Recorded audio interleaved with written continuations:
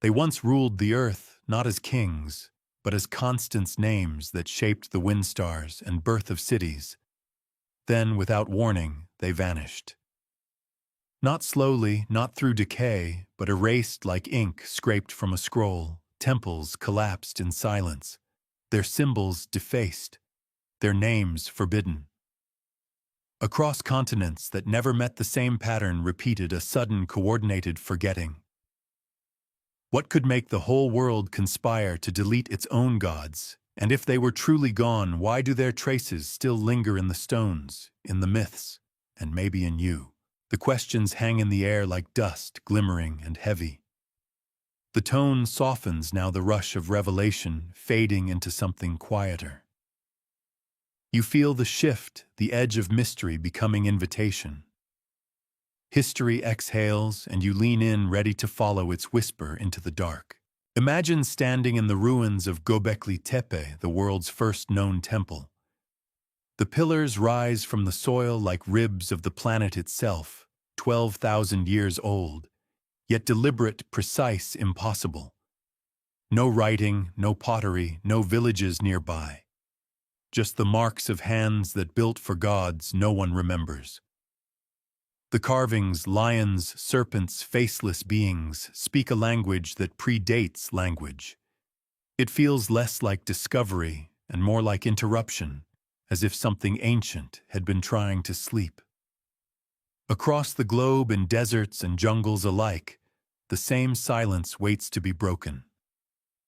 Before we venture further into the shadows, take a moment to subscribe so you never miss a secret that history has tried to forget.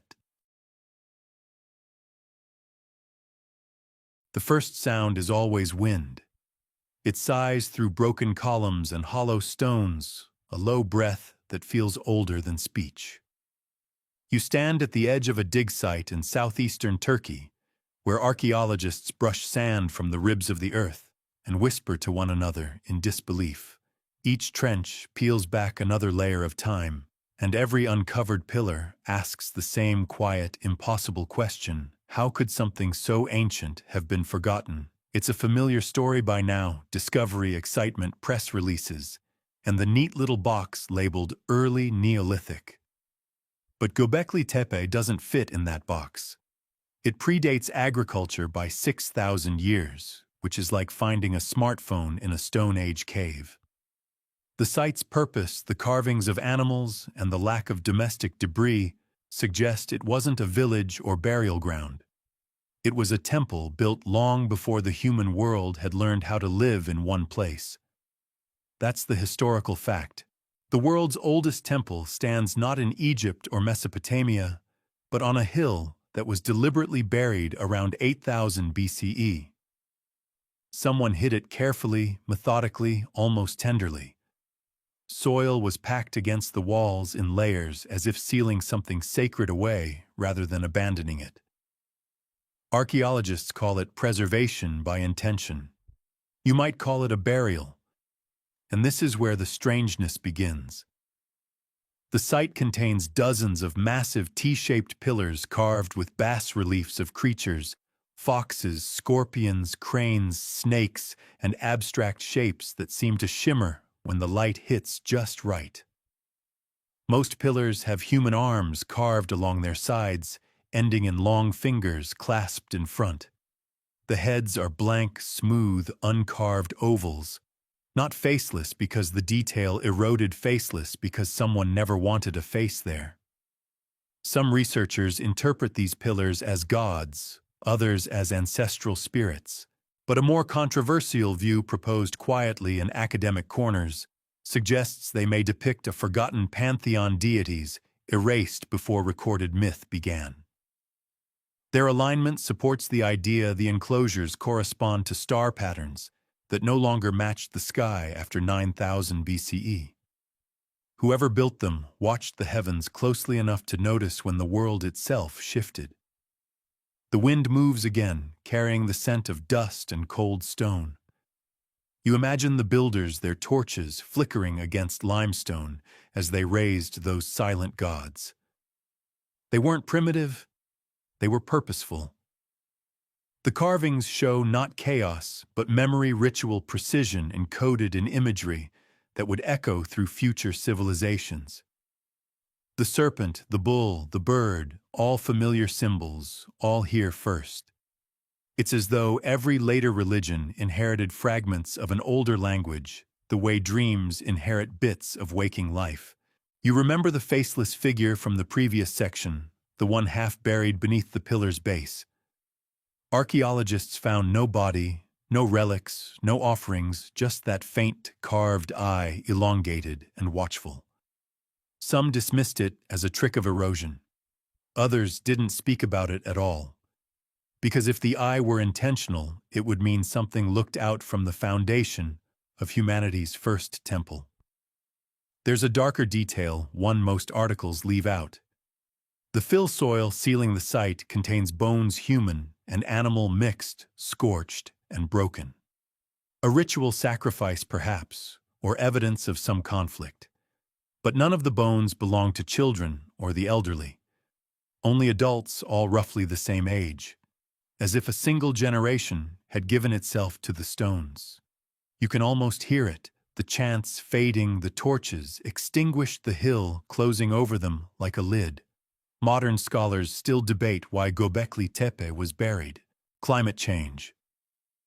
Social collapse. A simple shift in belief. The evidence doesn't quite settle, but the precision of the burial, the deliberate care, suggests more than convenience. It feels like an act of obedience. To whom, though, is the question no one dares to write into their papers. You step closer to one of the excavated pillars, tracing the shallow groove of a serpent winding around its base. Its pattern matches motifs later found in Sumerian and Egyptian iconography, though separated by millennia. Coincidence, they'll say. Humans repeat shapes they find pleasing, but deep down you feel the thread connecting them, the same serpent whispering through every age. Night gathers over the site. The floodlights cast long shadows that stretch across the dust, like arms reaching from another era. Somewhere below, more chambers wait. Layers upon layers, each older than the last. As the team packs up for the evening, one of them jokes that if they keep digging, they'll find a god still sleeping. Everyone laughs, but no one laughs loudly. When the generators shut off, silence swallows everything. You realize the wind has stopped. Even the air feels held in suspension, as though the ground is listening. You wonder absurdly whether something beneath those stones remembers being worshipped, and whether it minds being disturbed. Göbekli Tepe stands as the first whisper beneath the ruins, a message half heard through time. Its builders are gone, its purpose erased, yet its presence hums like a pulse under the modern world. Every myth, every temple, every altar might just be an echo of this one buried hill. And somewhere deep inside, that thought lies the first hint of the forgotten gods waiting patiently, as if amused by how long it took for us to start listening again. The deeper we look into humanity's earliest monuments, the clearer one pattern becomes the worship of many, not one. Before empires, before writing, before kings claimed divine right, there were gods everywhere. Not abstractions of morality, but beings of stone, bone, and breath. They ruled rivers, storms, beasts, and dreams. Their faces now eroded once adorned every surface humans dared to carve. But what's striking isn't their diversity, it's their similarity. Across continents that supposedly never touched these first deities share the same shapes, the same gestures, even the same animals. From the limestone pillars of Anatolia to the clay figurines of the Indus from African rock art to the early idols of the Andes, we find the same trinity of symbols, the serpent, the bird, and the horned figure. No trade routes connect them. No written language binds them. And yet they appear as if drawn from one shared memory passed through blood rather than ink. Archaeologists often describe this as archetypal convergence, the tendency of early societies to imagine similar gods from similar fears. But what if it wasn't imagination at all? What if those fears came from something real, something once seen, then remembered in fragments? Göbekli Tepe gave us the serpent. Ancient Egypt turned it into Apep, the chaos snake that swallowed the sun. Sumer called it Ningish Zida, lord of the underworld. The Maya saw Kukulkan descending from the heavens as a feathered serpent. Even in China, the dragon was not a monster, it was a god of power and transformation.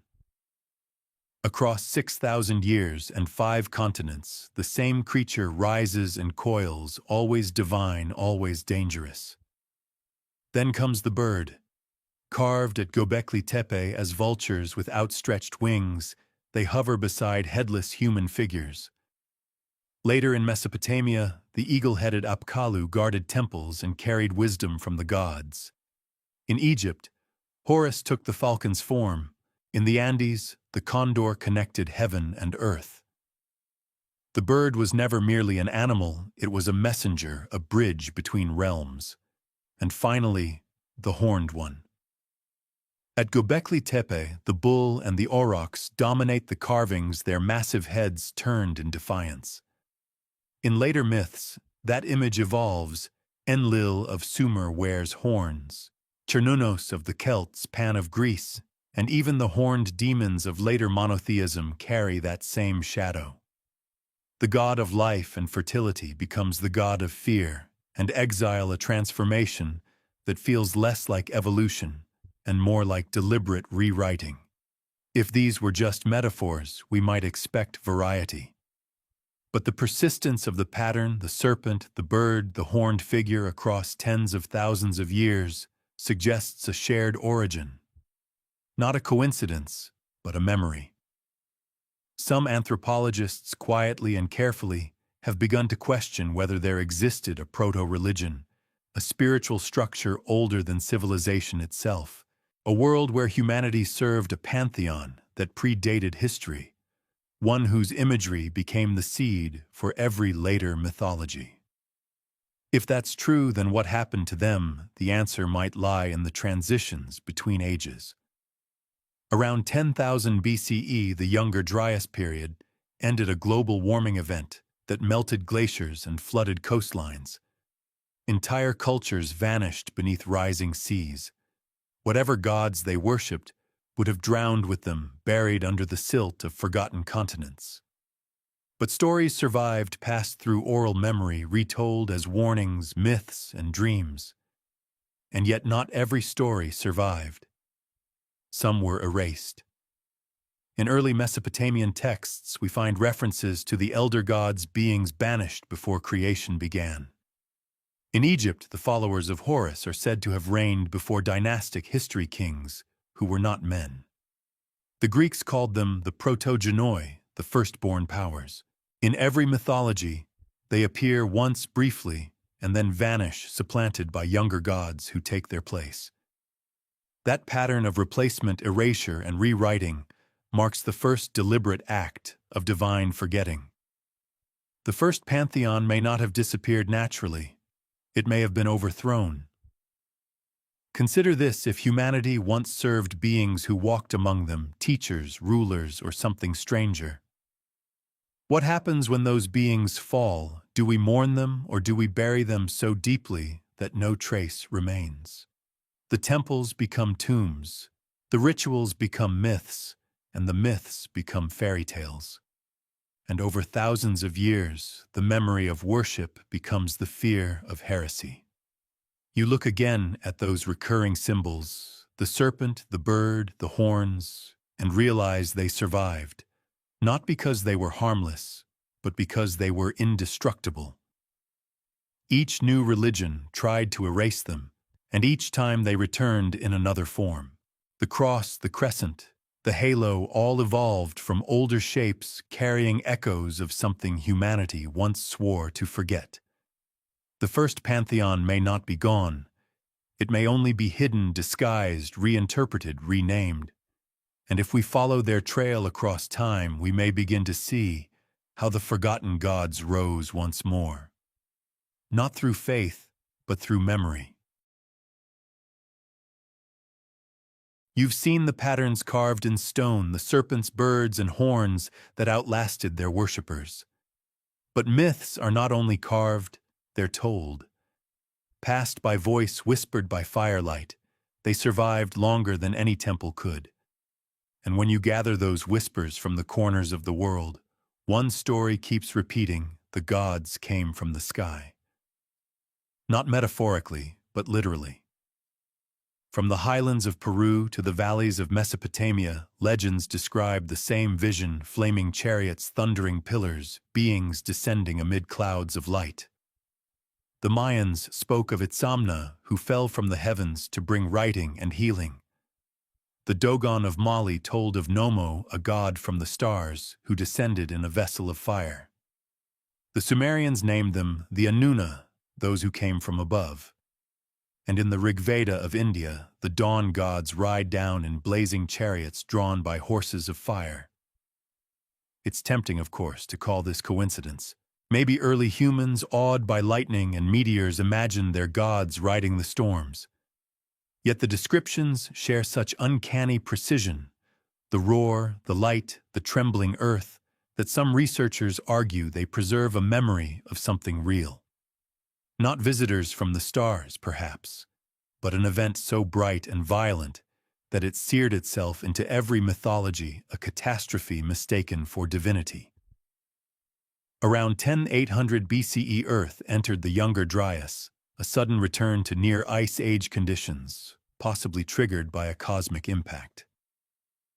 The evidence comes not from myth, but from geology: a thin black layer of glassy spherules, nanodiamonds, and melted rock found from North America to Syria.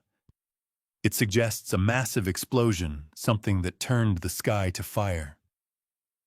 Now imagine you are there at the end of the Pleistocene. You look up one night and the heavens erupt. A comet breaks apart in the atmosphere, setting forests alight, filling the air with ash. The sky burns, the rivers boil, and the world darkens for years. Your tribe hides, prays, and survives. When the sun returns, you tell your children that the gods fell in flame. You carve it into stone so no one forgets. Thousands of years later, those same carvings appear on every continent. Spirals, rays, stars with tails. In Göbekli Tepe, one pillar shows a vulture carrying an orb beneath a falling sun, a scene some interpret as a comet strike. In Australia, rock paintings depict sky serpents bringing fire to the land. In North America, petroglyphs of radiant wheels mirror those found in early Sumer. The same shapes, the same fear spread across a planet still recovering from disaster. Some scientists dismiss the connection. Correlation is not causation, they remind us. And they're right. But the persistence of the image, the fire, the descent, the divine visitors suggests humanity did not invent these stories separately. We inherited them. Like a trauma passed through generations, each retelling softened by metaphor until the event became myth. And then something stranger, the return.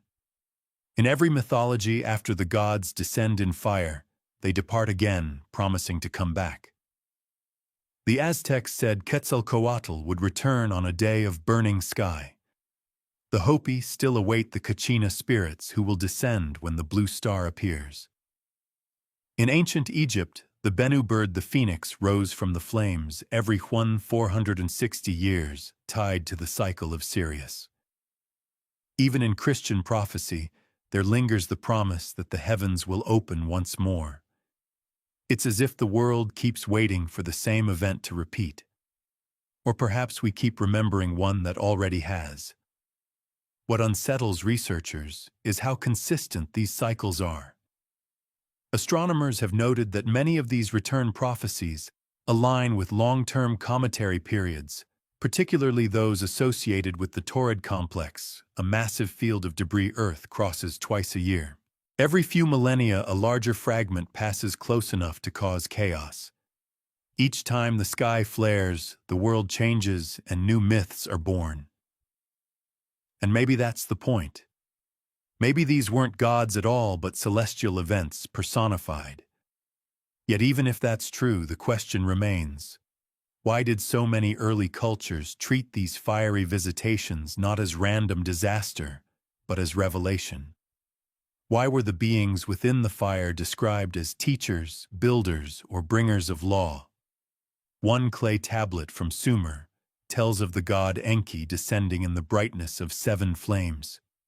He does not destroy, he instructs.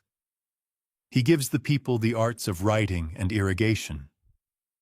Similarly, in the Popol Vuh of the Maya, the gods descend amid fire and light to shape humankind from maize. The pattern repeats destruction followed by knowledge. As if out of the ashes of catastrophe, civilization begins anew. That perhaps is the oldest story of all, the idea that every great leap in human progress follows a fall from the sky. Fire brings ruin, but also light. Maybe the forgotten gods weren't erased in a single moment. Maybe they were reborn after every burning of the heavens, each new age reinventing them, remembering just enough to start again. As you sit with that thought, the sound of the wind outside your window feels older than it should. You think of those who watched the sky turn to flame and whispered prayers to names we no longer know. Perhaps they weren't pleading for mercy. Perhaps they were welcoming something back. History is written by survivors, religion by victors. And sometimes what disappears from the record tells us far more than what remains. You begin to notice it once you know what to look for: the missing names, the unfinished hymns, the scratched-out tablets. In the archives of the world's earliest civilizations, the first gods are not only absent, they've been removed. In the ruins of ancient Mesopotamia, cuneiform tablets catalog entire pantheons: Anu, Enlil, Enki, Inanna, divine hierarchies as tidy as bureaucratic registers. But here and there a line ends abruptly. A symbol is chiseled away. Whole names are replaced with the word Sharu, meaning the king, as if the deity's identity had been redacted. The same pattern appears in Egypt. Lists of divine genealogies preserved for thousands of years suddenly halt. A column of hieroglyphs is erased with chisel marks that ripple through the stone like scars. And in both regions, these erasures cluster around the same centuries, roughly 2300 to 2100 BCE, when empires rose and fell like tides. Coincidence, perhaps. But every curator who has examined these fragments comes away with the same impression: someone didn't merely forget these gods. Someone ordered their deletion. The evidence hides in plain sight. In the city of Nippur, an administrative tablet mentions the forbidden names, a list of deities whose worship was to be silenced by decree of the temple elite. No names survive. Even the term used for them has been partially rubbed away. In Egypt, during the reign of Akhenaten, the pharaoh abolished the old gods in favor of a single solar deity, Aten. After his death, the priests of Amun destroyed his monuments, defaced his likeness, and struck his name from every record. The act even had a word: damnatio memoriae, the condemnation of memory. Now imagine that process not once but countless times, each new priesthood rising to cleanse the world of its predecessors, erasing divine names like chalk on a temple wall. The deeper you dig, the more you realize every religion stands on the bones of another. But this goes beyond political reform. The phrasing on several Mesopotamian tablets hints at something stranger. A decree from the time of King Shulgi of Ur orders the destruction of images of those before the waters. Scholars have debated what that means. Some take it metaphorically, others as a poetic reference to the flood of Gilgamesh. Yet the phrase "those before the waters" also appears in Egyptian ritual texts, describing the gods who ruled before Ra rose. These were not metaphors. They were beings explicitly said to have reigned before the world we know began. Which raises an uncomfortable question: if these early civilizations believed in a divine lineage predating even their own pantheons, what compelled them to erase it? One theory suggests political necessity. When a new dynasty sought legitimacy, it could not afford rival gods with their own cults and priesthoods. Another theory, whispered more quietly among historians of religion, is that some older deities were considered too dangerous to invoke names carrying power that outlasted their shrines. The scribes of Babylon wrote, "There are names which bring madness to the mouth. In the book of the dead, priests warn he who speaks the hidden names shall burn in both worlds." The obsession with silence is universal. From the Etruscans to the Olmecs, there's evidence of divine names being systematically withdrawn.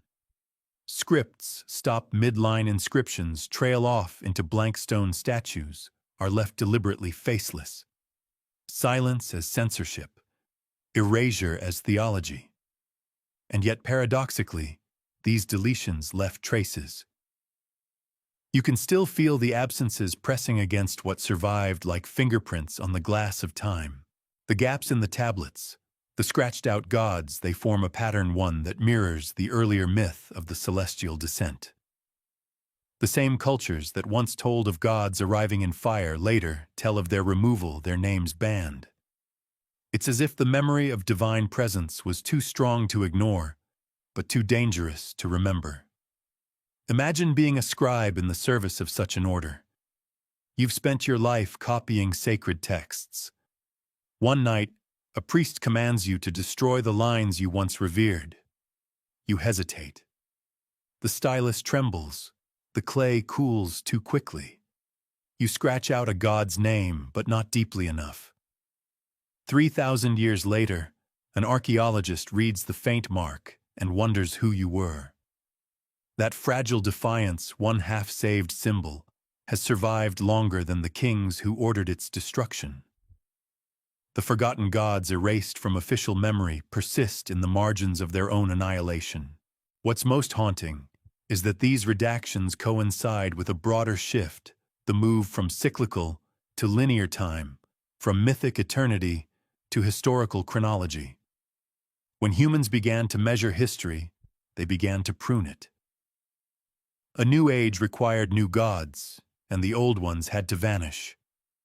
Somewhere between the first temple and the first archive, the act of remembrance became an act of control. And in that control, something sacred was lost. You close your eyes and picture those erased names, silent, invisible, yet somehow still there, waiting beneath the layers of time. Forgotten, yes, but not gone. You travel forward in time, thousands of years, beyond the first clay tablets, the forgotten decrees, the gods whose names were struck from stone, and still somehow they persist. The trail leads you not to museums or city ruins this time, but to the living world, humid jungles, hidden valleys, islands, the maps forgot. Their whispers remain of gods who should have vanished long ago. It begins in the central African rainforest, in a region so dense it swallows sound. Anthropologists studying the Mbuti people once recorded songs that spoke of luminous beings descending before the forest had names. The villagers described them as those who came with thunder but left with the rains. The phrasing echoes Sumerian texts about Enki descending in a storm of brightness. But the Mbuti have no contact with those myths. No written language, no link to the Fertile Crescent. Yet the structure of their creation hymn, the cadence of their chants, it's eerily familiar. A continent away in the islands of Micronesia, there's a similar echo. An oral tradition speaks of gods who brought the stones from the sky and fell asleep beneath the sea. Divers exploring the ruins of Nan Madol, a megalithic city built on coral platforms, report strange carvings beneath the water, humanoid figures with extended skulls etched in basalt. When carbon dated, they predate the known structures above by nearly 1,000 years. The locals refuse to dive there. They say the statues belong to the first ones, and waking them brings storms. It's tempting to dismiss these stories as parallel invention. Cultures, after all, create myths to explain the same fears: the sky, the sea, the end of things. But when symbols overlap, when names align across impossible distances, the question becomes harder to ignore. The same triangular sunburst motif carved into Micronesian stones also appears in Neolithic petroglyphs in Sudan. In both places, the symbol was later scratched out and replaced with something simpler: a circle, a line, an erasure. The worship changed, but the mark remained like a scar under newer skin. The more researchers looked, the stranger it became. Anthropologist Dr. Ruth Merriam documented a small tribe in the Congo Basin who still perform rituals invoking a being called Aneki, a name that doesn't match any known African deity. But in Sumerian, An-Eki can be read as the place of An and Ki, heaven and earth, the divine parents of the Mesopotamian gods. No one in the tribe has ever heard of Sumer. Their myths speak, instead of a flood, a collapse of the old stars, and a covenant to forget. That last detail, a covenant, brings a chill, because it echoes something from the previous discoveries, the tablets that mentioned forbidden names, the decrees ordering silence. Could these surviving cults be descendants of the worshippers who refused the ones who carried memory into exile, rather than surrender it to erasure? One of the most compelling pieces of evidence emerged not from the jungle but from Polynesia. On Rapa Iti, a tiny island southeast of Tahiti, elders speak of the time of the lost lords. During annual ceremonies, they chant the Ha'atapu, invoking figures who came from the horizon bearing the breath of the gods. One stanza describes a great forgetting when the keepers closed the mouth of the world. The phrase feels almost identical to the covenant of forgetting referenced in later inscriptions from Persia and Greece, thousands of miles and centuries apart. But here's where it becomes impossible to wave away as coincidence. The ceremonial pattern used by these islanders, circling a central fire, reciting 4 directional invocations, matches nearly exactly the format of pre-dynastic Egyptian rituals, reconstructed from tomb wall inscriptions. Even the gestures align: the open hand raised to the east, the symbolic closing of the lips with ash. If you were to map these practices, tracing every remaining group that worships deities with prehistorical characteristics, the result would look less like isolated dots and more like a fading constellation across the planet. The gods may have been erased from writing, but they survived in memory, in rhythm song and ritual. Cultures changed names, merged faiths, but something ancient kept whispering through the centuries. Of course, the academic world resists such conclusions. It's far safer to say that human beings share similar symbolic instincts, that repetition is coincidence, not inheritance. But deep down, you sense an unease in those denials, because the patterns aren't random. They repeat not just in meaning, but in order. Each of these surviving traditions preserves 3 elements: a memory of luminous beings, a catastrophic disappearance, and an oath of silence afterward. It's as if humanity once shared a common trauma, and scattered across the earth, different peoples tried to remember it in their own languages, their own songs. You pause to picture that possibility: a global religion so ancient it predates writing itself, shattered and buried, yet still pulsing faintly beneath all later faiths. Every prayer, every temple, a faint echo of something older. Maybe that's why these surviving cults unsettle modern scholars so deeply. They are living fossils of belief, proof that humanity's earliest gods were not merely imagined, but remembered. And if that's true, then those forgotten gods were never truly destroyed. Only hidden waiting in the rituals of small, quiet peoples the world forgot to conquer. You think of the Umbuti singing to the forest of islanders circling a fire at dusk, of divers staring at drowned faces beneath coral light. Each act of worship is a rebellion against oblivion. Each is a refusal to obey the ancient order of silence. Somewhere out there, the old faith still breathes. It begins, as many rediscoveries do, with a satellite glitch. A routine orbital scan of the central Sahara returns an image of something geometric, too clean, too symmetrical. At first, analysts dismiss it as a digital artifact, a mirage born of shadow and sand. But the grid persists, frame after frame.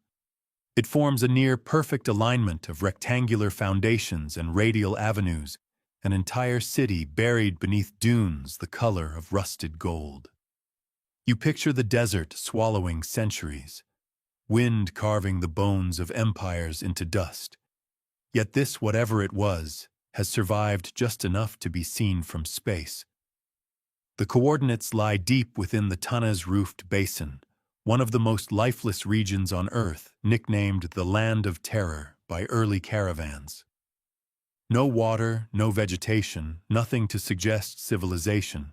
And still, something is there, quietly contradicting history.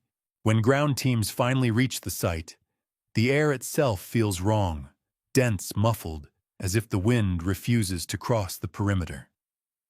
Buried just beneath the surface are walls of sandstone blocks, etched with star-like motifs. The pattern resembles constellations, but not any known to astronomy. They map to configurations that only existed 12,000 years ago, before the precession of the equinox altered the sky. Whoever built this city aligned it not to their heavens, but to the heavens of another age. At first, researchers thought it might be a natural formation. Then came the glyphs. Along a partially exposed gateway, inscriptions appear in a script no one can classify, neither Proto-Berber nor Egyptian, nor any early Afro-Asiatic root. But one symbol stands out: a figure with outstretched arms encircled by rays, a motif identical to carvings found at Göbekli Tepe, halfway across the continent. You remember the pillars from the opening, those strange beings carved in stone long before writing. Now they reappear here in the heart of the Sahara. The odds of coincidence shrink with every uncovered wall. Among the archaeologists on site is Dr. Leila Mubarak, a quiet Tunisian epigrapher, who spent her career studying North African rock art. She notes that the grid of the buried city aligns not only with the stars, but also with the solstices, forming a precise solar calendar. Yet oddly, its axes don't point to the sunrise, they point to the setting sun, as though the builders worshipped decline rather than dawn. As excavation continues, fragments of obsidian tools emerge, chemically traced to volcanic sources, thousands of kilometers away. There was trade here, or pilgrimage, and in a central chamber under a slab of sandstone polished like glass, they find a single sculpted head. The face is smooth, almost erased, but faint traces of eyes remain, narrow, elongated, tilted skyward. The press nicknames it the Sleeping God. The name sticks because the chamber's acoustics are unnerving. Whisper near the statue and the sound travels through the walls in a perfect harmonic echo, returning a half-second later, lower like a second voice. Sound engineers confirm the effect is deliberate architectural tuning designed millennia before anyone we know had the math for it. Here fact begins to blur into discomfort. The radiocarbon samples from surrounding strata date the complex to at least 9th 500 BCE. That's older than Egypt, older than Sumer, older even than Göbekli Tepe. The textbooks don't allow cities that old, let alone ones aligned to vanished constellations. Then Dr. Mubarak notices something stranger. The symbols around the statue's base form sequences of 4 repeating signs, one of which matches the triangular sunburst motif from the Micronesian and Sudanese sites you heard about earlier. Same number of points, same arrangement. The forgotten gods seem to leave breadcrumbs across continents. When news leaks, the academic response is predictable skepticism. Some dismiss the discovery as pareidolia, a trick of erosion. Others claim the alignment data is exaggerated. But a few privately admit the truth, it fits too neatly with anomalies elsewhere. The underwater ruins of Yonaguni, the megaliths of Nabta Playa, the submerged platforms of the Azores. Each site whispers of a lost age of builders whose devotion was as architectural as it was celestial. The question becomes, what happened to them? One excavation diary entry hints at an answer. A layer of fine black ash lies just above the deepest foundations. Mixed within it are traces of glassified sand desert turned molten as if by tremendous heat. No meteor crater, no volcanic activity nearby. Just a flash of destruction that left everything entombed. It's here the legend of fire returns, the same one that haunted earlier myths of gods descending in flame. You realize the pattern first, the descent of fire, then the rise of worship, finally the deliberate forgetting. The Sahara's buried city marks the middle stage, a shrine built in reverence before memory curdled into taboo. Dr. Mubarak records one last note before the dig halts for funding reasons. Every temple faces west, she writes, as if the people expected their gods to return with the dying light. Her handwriting trails off, and below it a small sketch, a hand reaching from the sand, offering nothing but silence. The site is sealed now. The wind covers it again. But above in orbit, the satellite images remain lines and grids faintly visible under dunes, constellations carved into earth. Somewhere beneath that golden expanse sleeps the city that prayed to gods we are forbidden to remember. And in that silence you can almost hear the echo, the same low resonance that once vibrated through its stone corridors, an architecture of devotion designed for voices no longer here. At first glance, it looks like noise. Random scratches etched into basalt scattered across cliff faces in the Atacama Desert. But when archaeologist Javier Rios overlays a digital grid across them, a pattern starts to emerge, one that seems too intentional to ignore. The grooves are spaced with near-perfect mathematical intervals, forming what looks like a binary rhythm, a sequence of long and short cuts repeated across hundreds of kilometers. He calls it El Códice del Cielo, the sky code. What makes it extraordinary isn't just its precision, but its age. Thermoluminescence testing places the petroglyphs at roughly 10,000 BCE.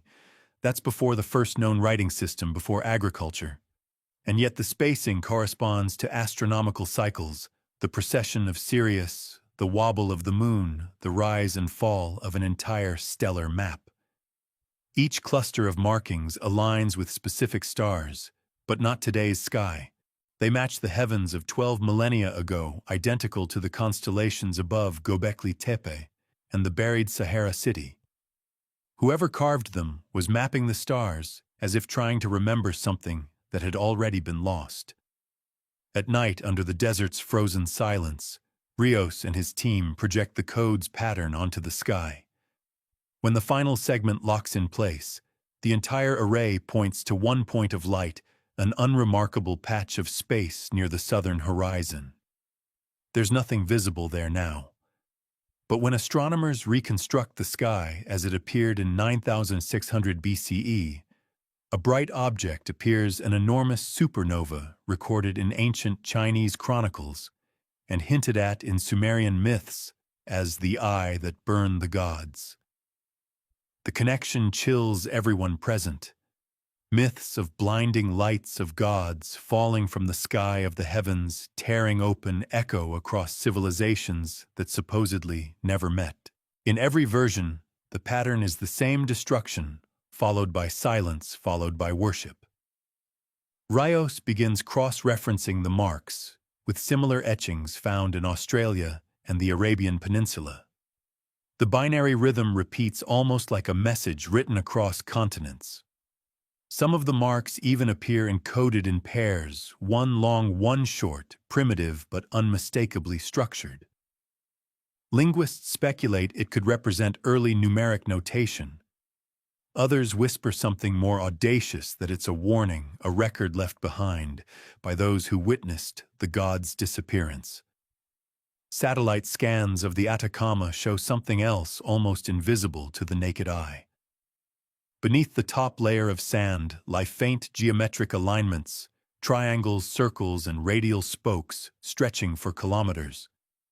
They form a gigantic pattern only visible from the sky. Not unlike the Nazca lines, but far older. Some appear to depict human-like figures, tall, elongated, each with a circular crown above the head. The iconography mirrors carvings found in Mesopotamia and Polynesia, both describing beings who descended in light. But here's the strangest part. The pattern's proportions match the ratio of precession, the 25,920-year cycle of Earth's wobble. It's as if the builders encoded time itself into the desert, carving a countdown visible only from above. Rios publishes a paper proposing that the sky code was a prehistoric attempt to record a celestial catastrophe. His theory is ridiculed until he notices something overlooked. The star map patterns correlate precisely with magnetic anomalies in the crust. Areas of reversed polarity, frozen evidence of an ancient solar event. In short, the carvings aren't just astronomical, they're geological. They might record not only what was seen in the sky, but what was felt on Earth. Around the same time, a fragmentary tablet from southern Mesopotamia is re-examined. It contains a Sumerian hymn to an Enki, a name scholars usually interpret as Lord of the Deep. But one line stands out when retranslated: "When the eye opened, the gods fell. When the eye closed, memory died." That phrase, "the eye opened," matches an encoded symbol in the Atacama carvings, a single circle surrounded by radiating cuts, a solar event, or something more. Rios notices one last thing before the Chilean government halts his excavation due to heritage protection concerns. The last petroglyph in the sequence differs from all the others. Instead of a star or circle, it shows a line of human figures kneeling before a descending spiral, an image identical to the reliefs at the Sahara site. Thousands of years. Different continents. The same gesture, submission before something falling from the sky. When Rios gives his final interview, he's pale and measured. "We thought we were studying the first artists," he says. But they weren't painting what they saw. They were remembering what they lost. He pauses, eyes unfocused. Or maybe, warning us it comes back. The screen fades to black, the sound of desert wind hissing beneath the narrator's breath. Somewhere between the dunes and the stars, the message remains: carved binary scratches, repeating endlessly like the heartbeat of a vanished god. In 5th century BCE Greece, a philosopher named Onomacritus was accused of forging sacred verses, lines he claimed came from the oracles of Musaeus. His punishment was exile, but the accusation lingered for centuries that he hadn't forged new prophecy, only restored what others had erased. In the quiet language of scholars, that is the first recorded whisper of a covenant of silence, a priestly oath to bury the names of the old gods and veil their memory behind the newly sanctioned ones. The trail begins not in Athens but in the archives of Persepolis. Clay tablets catalog offerings to divine entities whose names are sealed. The text uses a strange verb, dominium, meaning both to hide and to consecrate. It appears again in later Zoroastrian literature, describing the banishment of pre-Ahurian spirits. Scholars tend to interpret it as religious reform. Yet when those same words appear centuries later in early Christian monastic codes, seal the name, hide the word. The pattern looks less like theology and more like deliberate synchronization.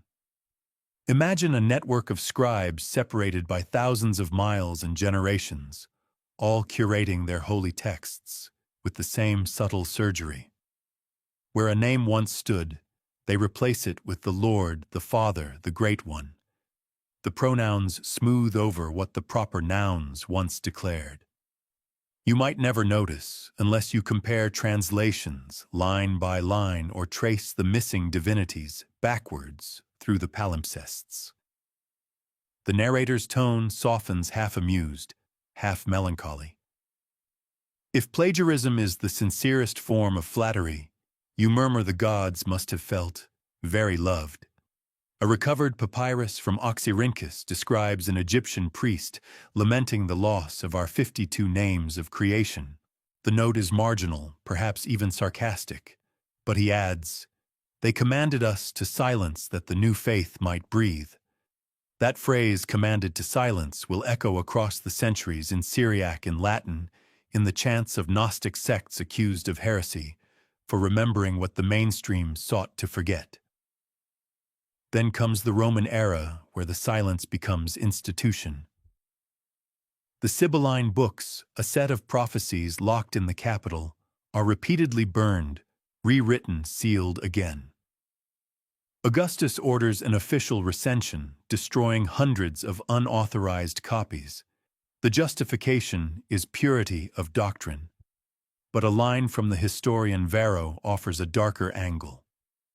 Some words were not destroyed because they were false, but because they were true too soon. By late antiquity, the covenant isn't metaphorical.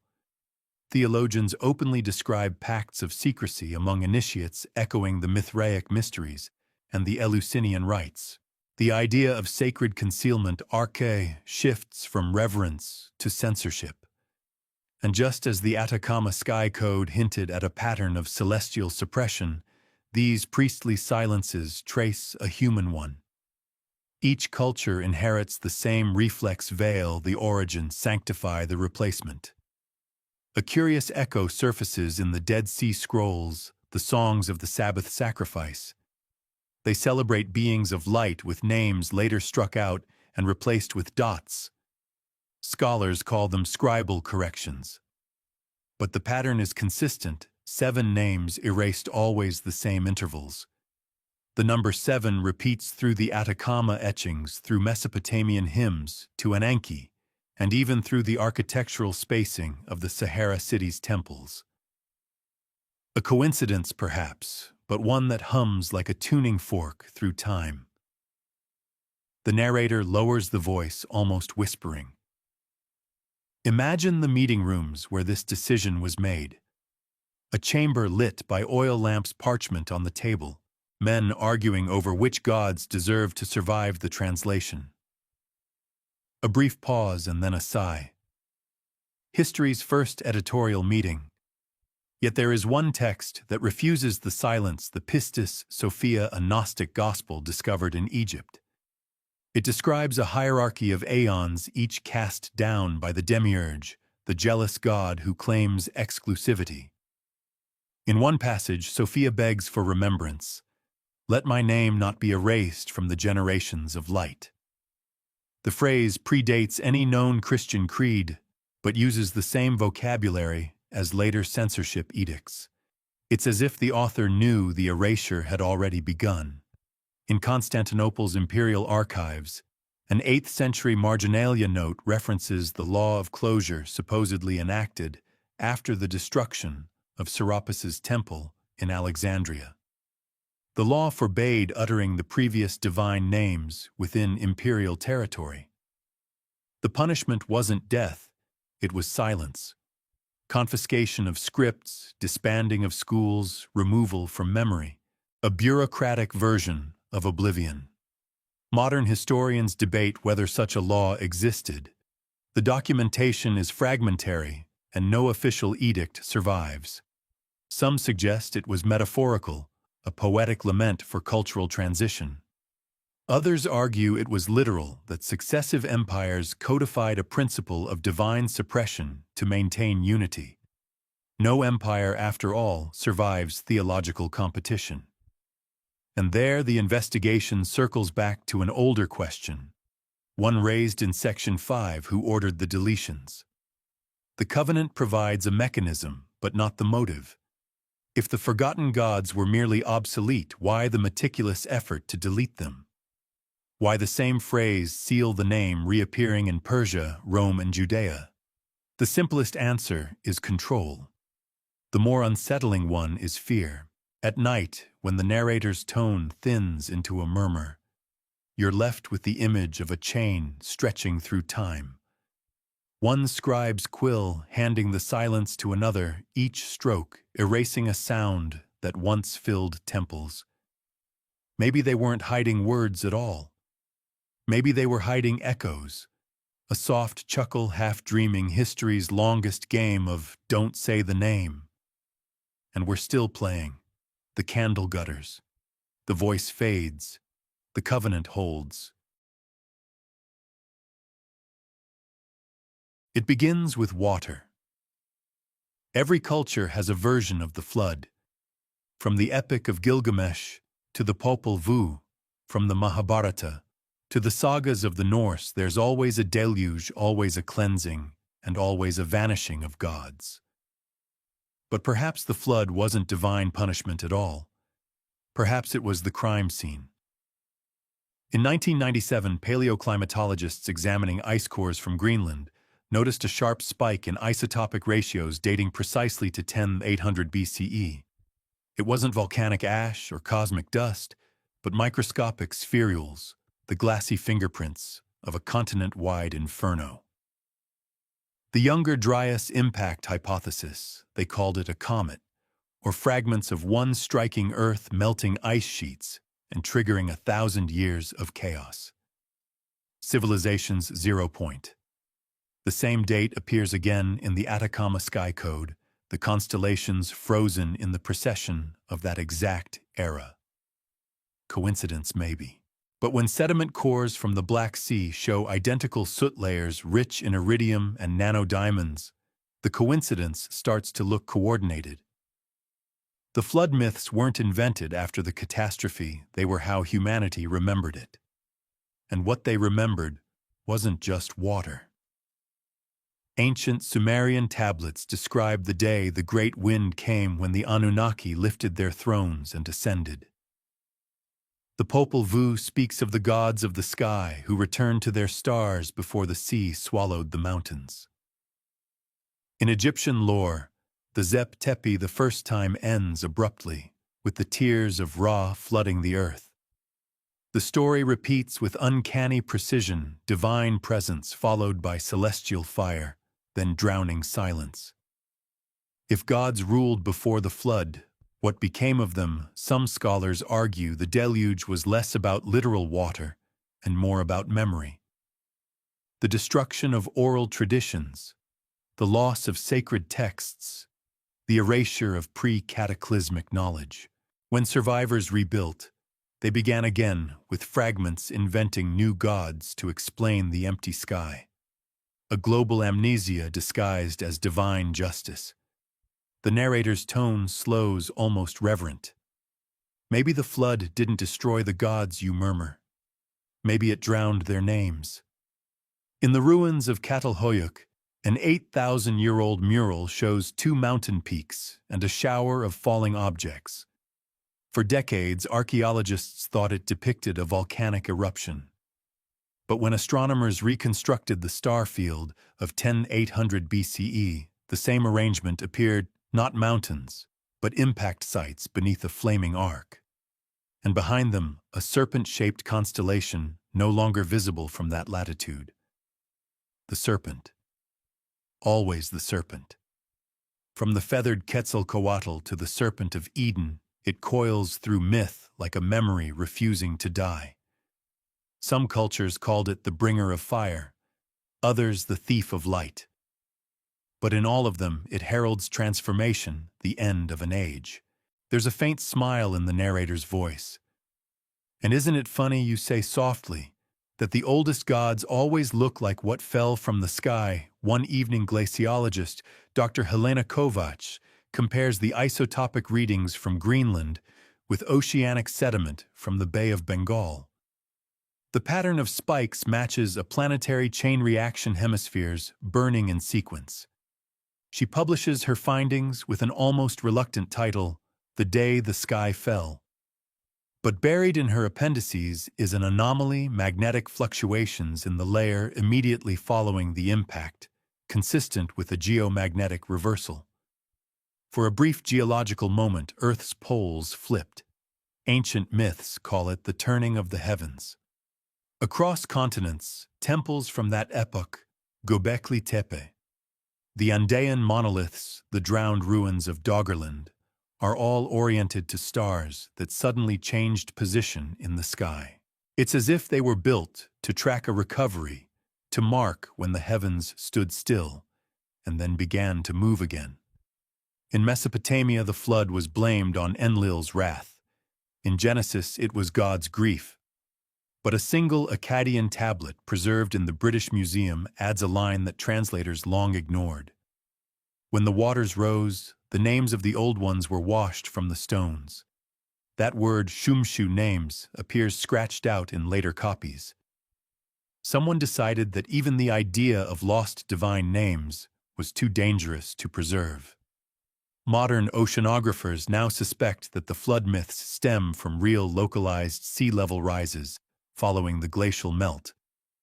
But the magnitude of the cultural trauma suggests something more universal, not just a disaster, but a reset. Civilizations around the same time abandoned their calendars, reset their genealogies, and began numbering kings from the first after the waters. The old lineages end abruptly replaced by those who came after. And buried in the genealogical records of Sumer and Egypt are brief mentions of kings before the flood. Their reigns last centuries, their powers impossible, their temples now submerged. Scholars call them mythological. But when satellite imaging detects linear ruins under the Persian Gulf, aligned with the ancient Tigris Delta, the distinction between myth and archaeology begins to blur.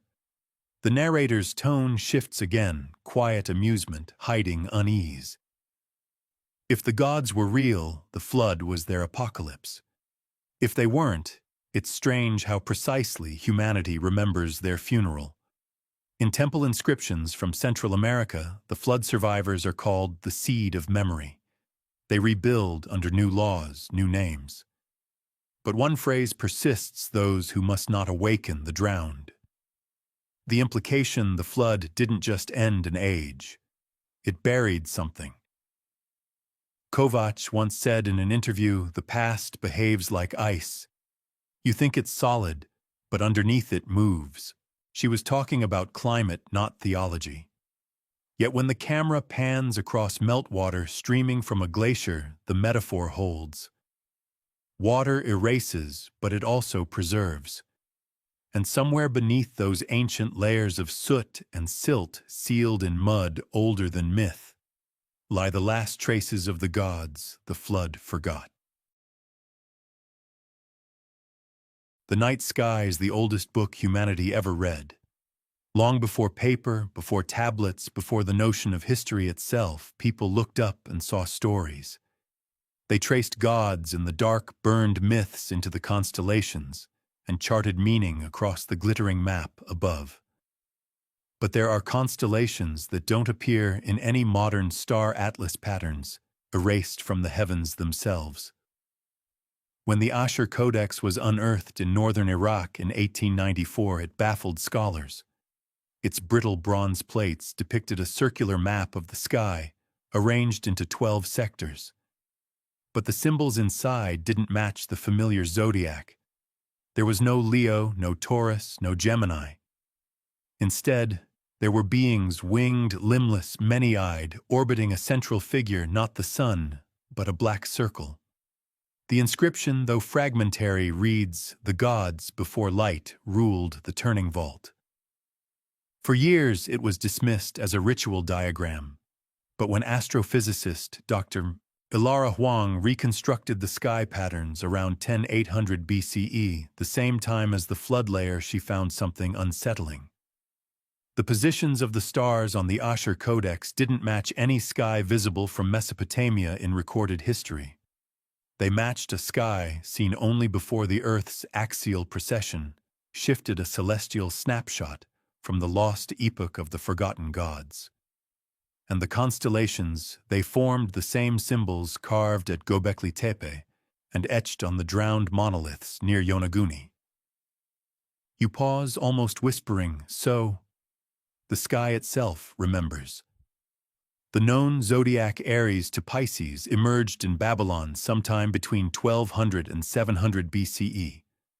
But fragments from earlier archives hint that the Babylonians were replacing something older.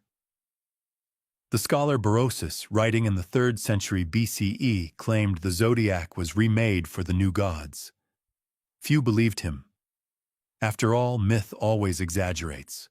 Yet when clay tablets from Nineveh surfaced, showing parallel star lists, one labeled the sacred, the other the forbidden, his claim didn't seem so fanciful. The forbidden chart included constellations never mentioned again, the serpent of dawn, the sleeping crown, the 3 faces of the sea. They don't fit the ecliptic, don't follow the sun's path. Some align instead with deep space coordinates invisible to the naked eye, suggesting knowledge far beyond naked astronomy. You chuckle softly, half joking, unless the gods had better telescopes. But the laughter fades when you realize that the forbidden zodiac appears wherever ancient suppression follows. In Egypt, priests of Heliopolis recorded a similar transition. The old constellations were sealed, and the new ones dedicated to Ra imposed by decree. The Dendera zodiac, carved on a temple ceiling thousands of years later, preserves faint echoes of those earlier patterns, a hidden layer behind the official one, as if the carvers couldn't bear to forget completely. One figure, however, keeps returning, the dark circle at the center. In Mesopotamian iconography, the void was taboo. "Do not name the darkness," said one hymn, "for it is the womb of the old gods." Yet the Asher Codex places it at the heart of creation, not as chaos, but as origin. Later religions would turn that absence into evil, but the earliest astronomers saw it differently, as the memory of something lost. In 1978, archaeologist Simon Rourke discovered an obsidian disk in southern Anatolia, engraved with concentric rings and small notches marking lunar phases. Its pattern aligns with the same forbidden sky, the same pre-flood orientation. When analyzed under infrared light, faint inlays of gold trace the same erased constellations. One of them, a 3-headed figure holding serpents, matches a recurring motif from pre-Sumerian artifacts, known only as the Silent One. Rourke called it the god without a name. That phrase haunted him. He spent the rest of his career trying to decode the celestial geometry of the disk. His notes end abruptly in 1992 with one final line: "If these coordinates were once worshipped, then the heavens were the temple."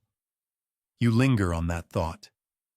The idea that the zodiac, the system we still use to map our stars, predict our fates, read our births, might have been rewritten. Not to update astronomy, but to erase theology. Classical historians mention purges of astronomical archives during the reign of Darius III.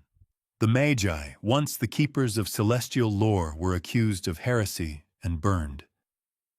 Yet some fragments survived in Greek translation, whispering of the black house of heaven, an asterism forbidden to invoke.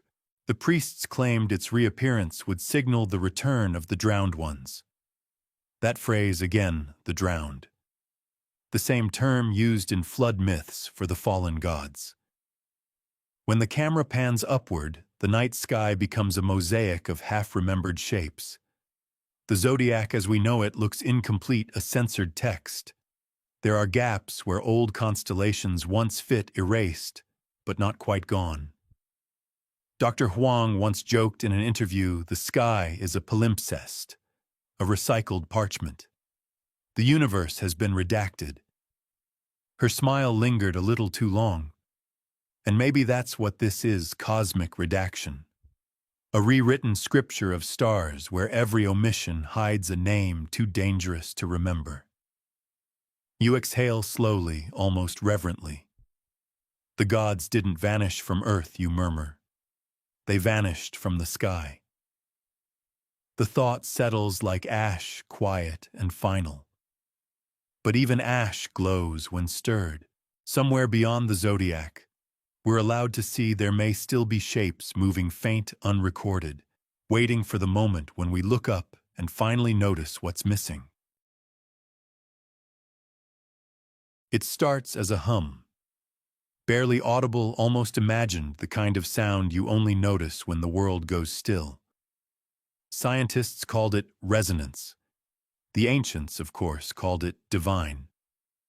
When obsidian artifacts first began emerging from pre-dynastic sites in Anatolia and Mesoamerica, archaeologists focused on the craftsmanship, the polished blades, the carved mirrors, the impossible smoothness achieved with primitive tools. But under certain frequencies, these relics sing. Not metaphorically. When struck with the right tone, they emit harmonic vibrations that seem to respond rather than echo. You smile softly. So, the rocks are talking now. It sounds like a joke, but it isn't. In 2008, a research team from the University of Prague conducted a spectral analysis on a set of obsidian figurines excavated from Lake Titicaca's depths. The statues' humanoid forms without faces, their arms crossed over hollow chests, produced acoustic signatures that shouldn't exist in natural materials. The frequencies fluctuated, forming repeating intervals like coded syllables. Dr. Viera Morozova, who led the study, described it as the closest thing to a language carved into stone. The recordings weren't released publicly. The few clips that leaked online were quickly dismissed as hoaxes, but those who've heard them describe a low, pulsating rhythm that triggers a strange physical reaction. Some say it feels like standing too close to thunder. Others say it feels like being remembered. Across continents, obsidian was sacred, not merely for its beauty or sharpness, but for its apparent life. The Aztecs believed mirrors made from it were portals to the gods. The Greeks called it the glass of Hades. In the Near East, fragments were buried beneath temple thresholds to silence the earth according to cuneiform texts. Yet that same material in the right conditions produces sound. Perhaps not silencing the earth at all, but listening to it. One small idol discovered in the Jordanian desert bears an inscription still untranslated. The script loops back upon itself, spiraling inward until it disappears in a black center. It's not linguistic per se, more like notation. The archaeologist who unearthed it noted the faint abrasions around its base as if it had once been set spinning. "Imagine it," he wrote, turning slowly on an altar, humming as the priest chanted. The sound filling the temple until the walls themselves began to vibrate. You lean forward slightly, voice lowering to a whisper. A god that could be summoned not with words, but with a note. It makes sense in a strange, prehistoric way. Before writing, before doctrine, sound was worship. Chant, rhythm, breath, the oldest liturgy. And obsidian born from fire cooled into black glass may have been the perfect medium to hold it. In 1973, explorers in Papua New Guinea discovered an obsidian-lined cavern the locals called Awana, the place that remembers. When explorers entered, they reported a disorienting echo, not bouncing, but moving like a voice circling the walls. One of them, a linguist named Dr. Fraser Cole, claimed that the patterns of reverberation corresponded to Proto-Austronesian phonemes. "It's as if the sound is trying to speak," he wrote in his final field note. He disappeared 3 days later in a storm. His recorder was found buried in the mud, still humming. Modern science tries to explain it through microacoustics cavities in volcanic glass amplifying certain frequencies. But those explanations feel thin when one realizes that identical artifacts appear across civilizations that never met. The same shapes, the same black stone, the same hollow resonance. In both the Aztec and Sumerian languages, the word for mirror and soul are nearly identical. In Sumerian, mi, in Nahuatl, Yolteotl. Both mean essence, reflection, divinity. When priests in Tenochtitlan gazed into obsidian, they weren't seeing themselves, they were looking for what stared back. You pause, amused. Maybe they were just the first podcasters, but the smile fades as you recall a detail from the Asher Codex, the one showing the black circle at the center of the sky. Some scholars believe the symbol represented the same concept, divine communication, through reflection. The gods, they said, spoke through the dark. A British museum curator once demonstrated a 7th-century obsidian disc for a documentary. As the camera light hit its surface, an irregular pulse shimmered across it, faint but real. Viewers assumed it was camera interference. The curator, however, noted afterward that he'd heard a low vibration seconds before it appeared. Like being inside a cello, he said. The footage was never broadcast. Dr. Mrzova later revisited her data and noticed something chilling. When she overlaid the resonance frequencies of the Lake Titicaca figurines onto stellar coordinate charts from the Forbidden Zodiac, they aligned. Each tone corresponded to one of the lost constellations. The obsidian wasn't just humming, it was mapping the sky. The implication staggered her. These weren't idols. They were instruments, ritual devices designed to replay the heavens themselves, and perhaps in doing so to reopen contact with what had been lost. There's a stillness now, as though even the background hum of the world has paused to listen. You speak softly, half to yourself. If the flood erased their temples and the priests silenced their names, maybe the gods found another way to be heard. Obsidian doesn't age. It doesn't corrode. The same black mirrors that once reflected the faces of forgotten priests could still be waiting buried beneath sand and ash, humming faintly beneath the noise of modernity. Waiting for the right frequency. When the ancients said the gods spoke through darkness, maybe they meant it literally. And maybe the voice in the obsidian hasn't stopped speaking at all. Somewhere off the coast of Japan, beneath the violent current of the East China Sea, lies a city that shouldn't exist. In 1986, a diver named Kihachiro Aratake was exploring the waters near Yonaguni Island when he came upon what looked like a massive staircase carved directly into the seafloor. At first, it seemed like a geological oddity, layers of sandstone fractured by tectonic pressure. But as he descended, the shape resolved into something impossibly precise: tiered platforms, right angles, terraces, and what appeared to be an altar crowned by a rectangular monolith. The structure stretched nearly 150 meters long, with steps too even to be natural.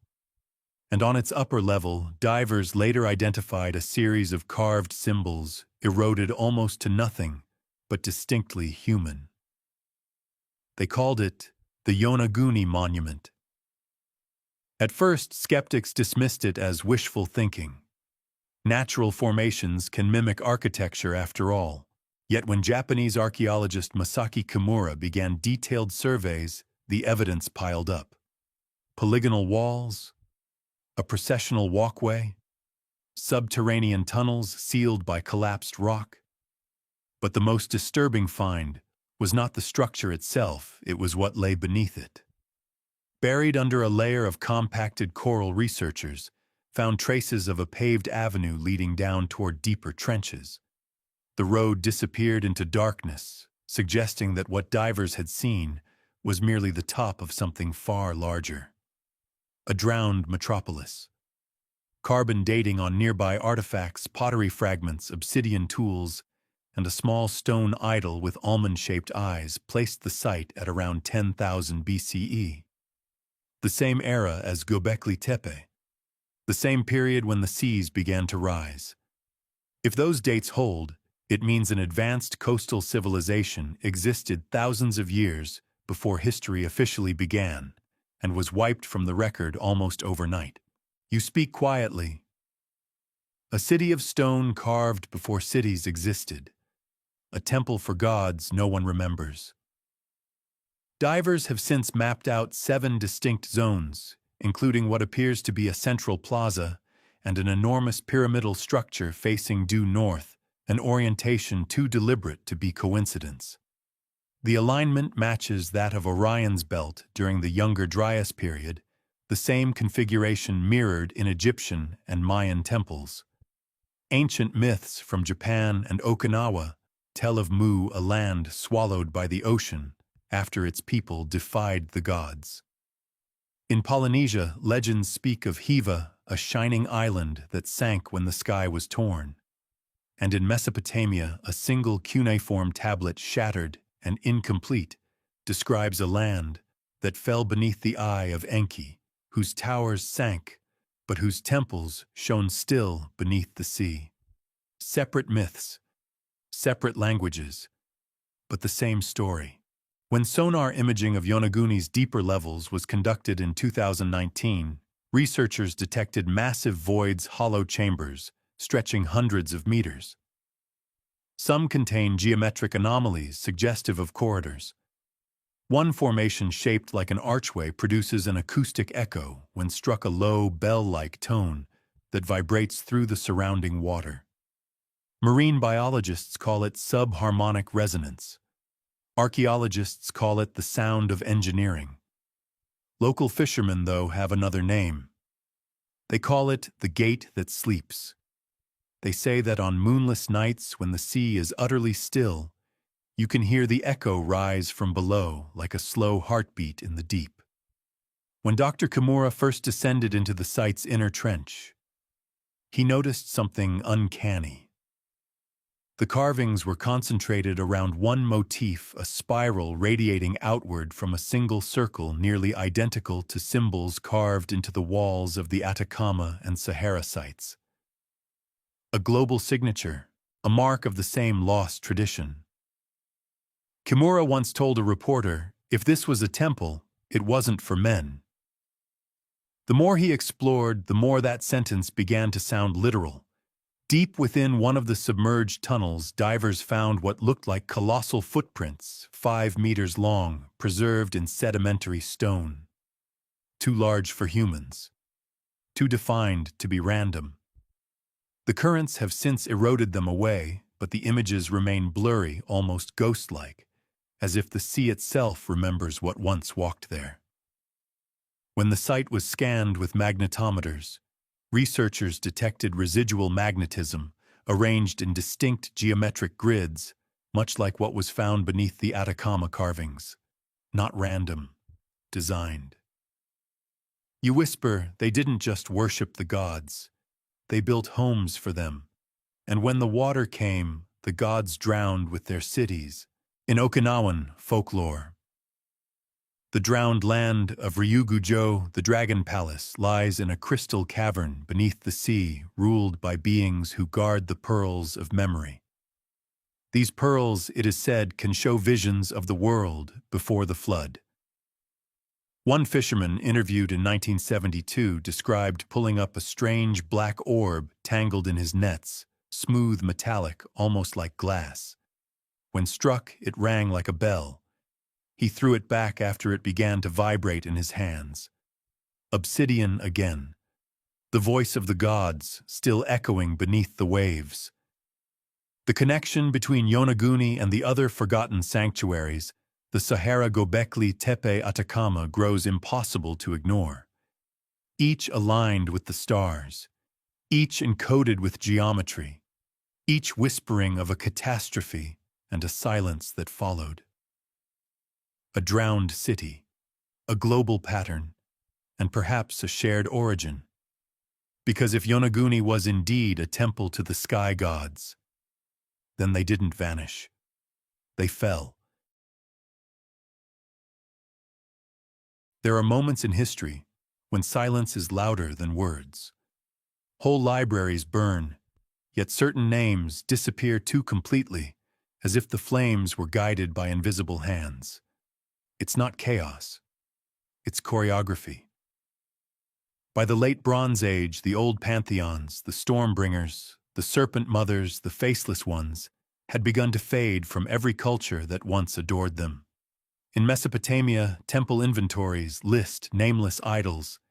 In Egypt, royal scribes quietly redact gods from stone reliefs, chiseling them away with such precision that their outlines remain only as ghosts of absence. And across the Mediterranean, priestly councils declared old hymns unworthy of remembrance.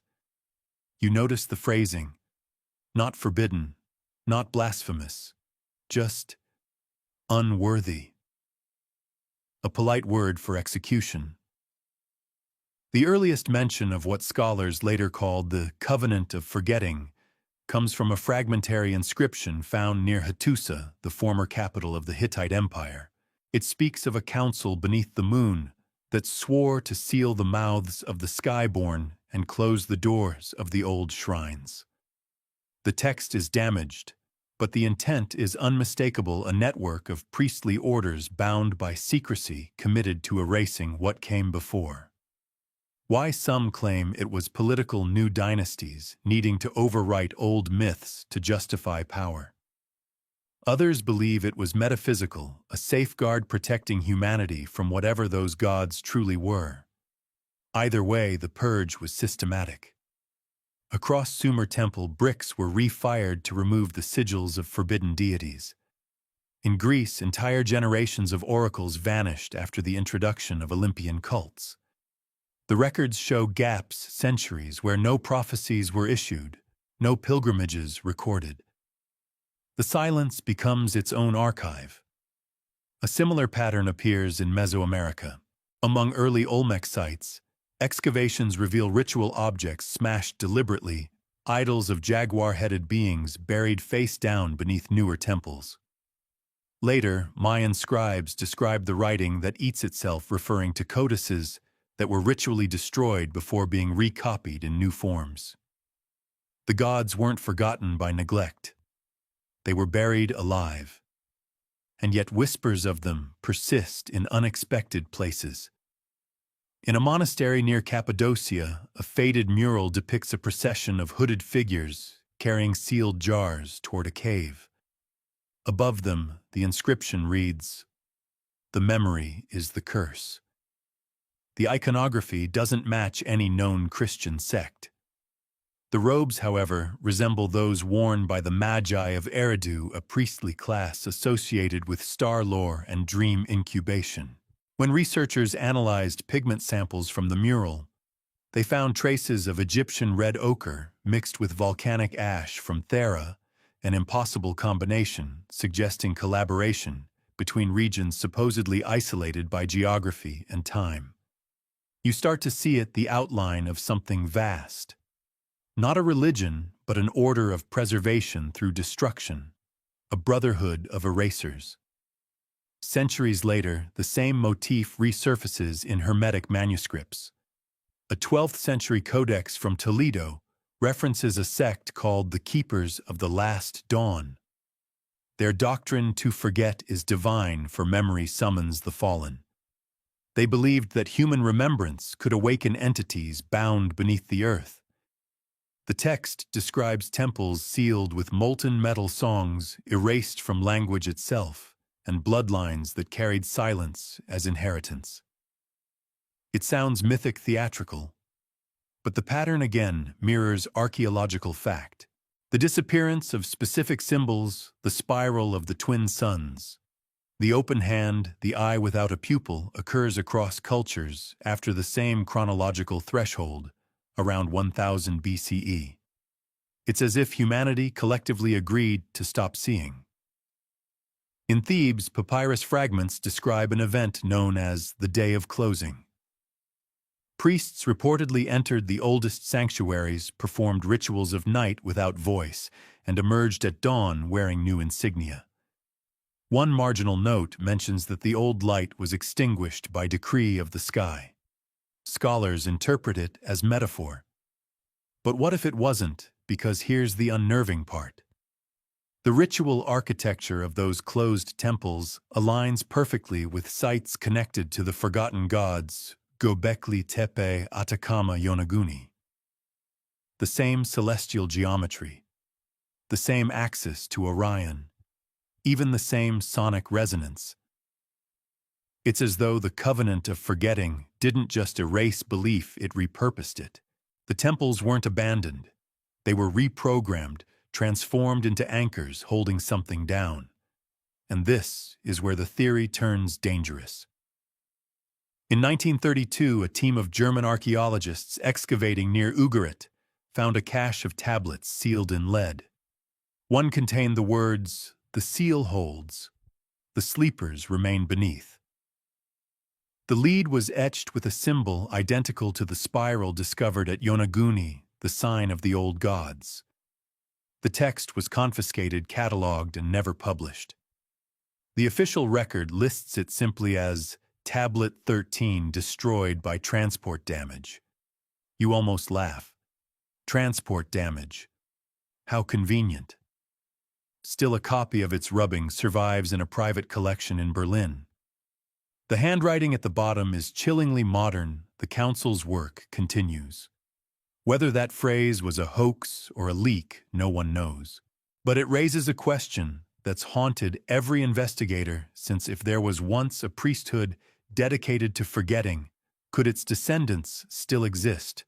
A few whispers surface through time.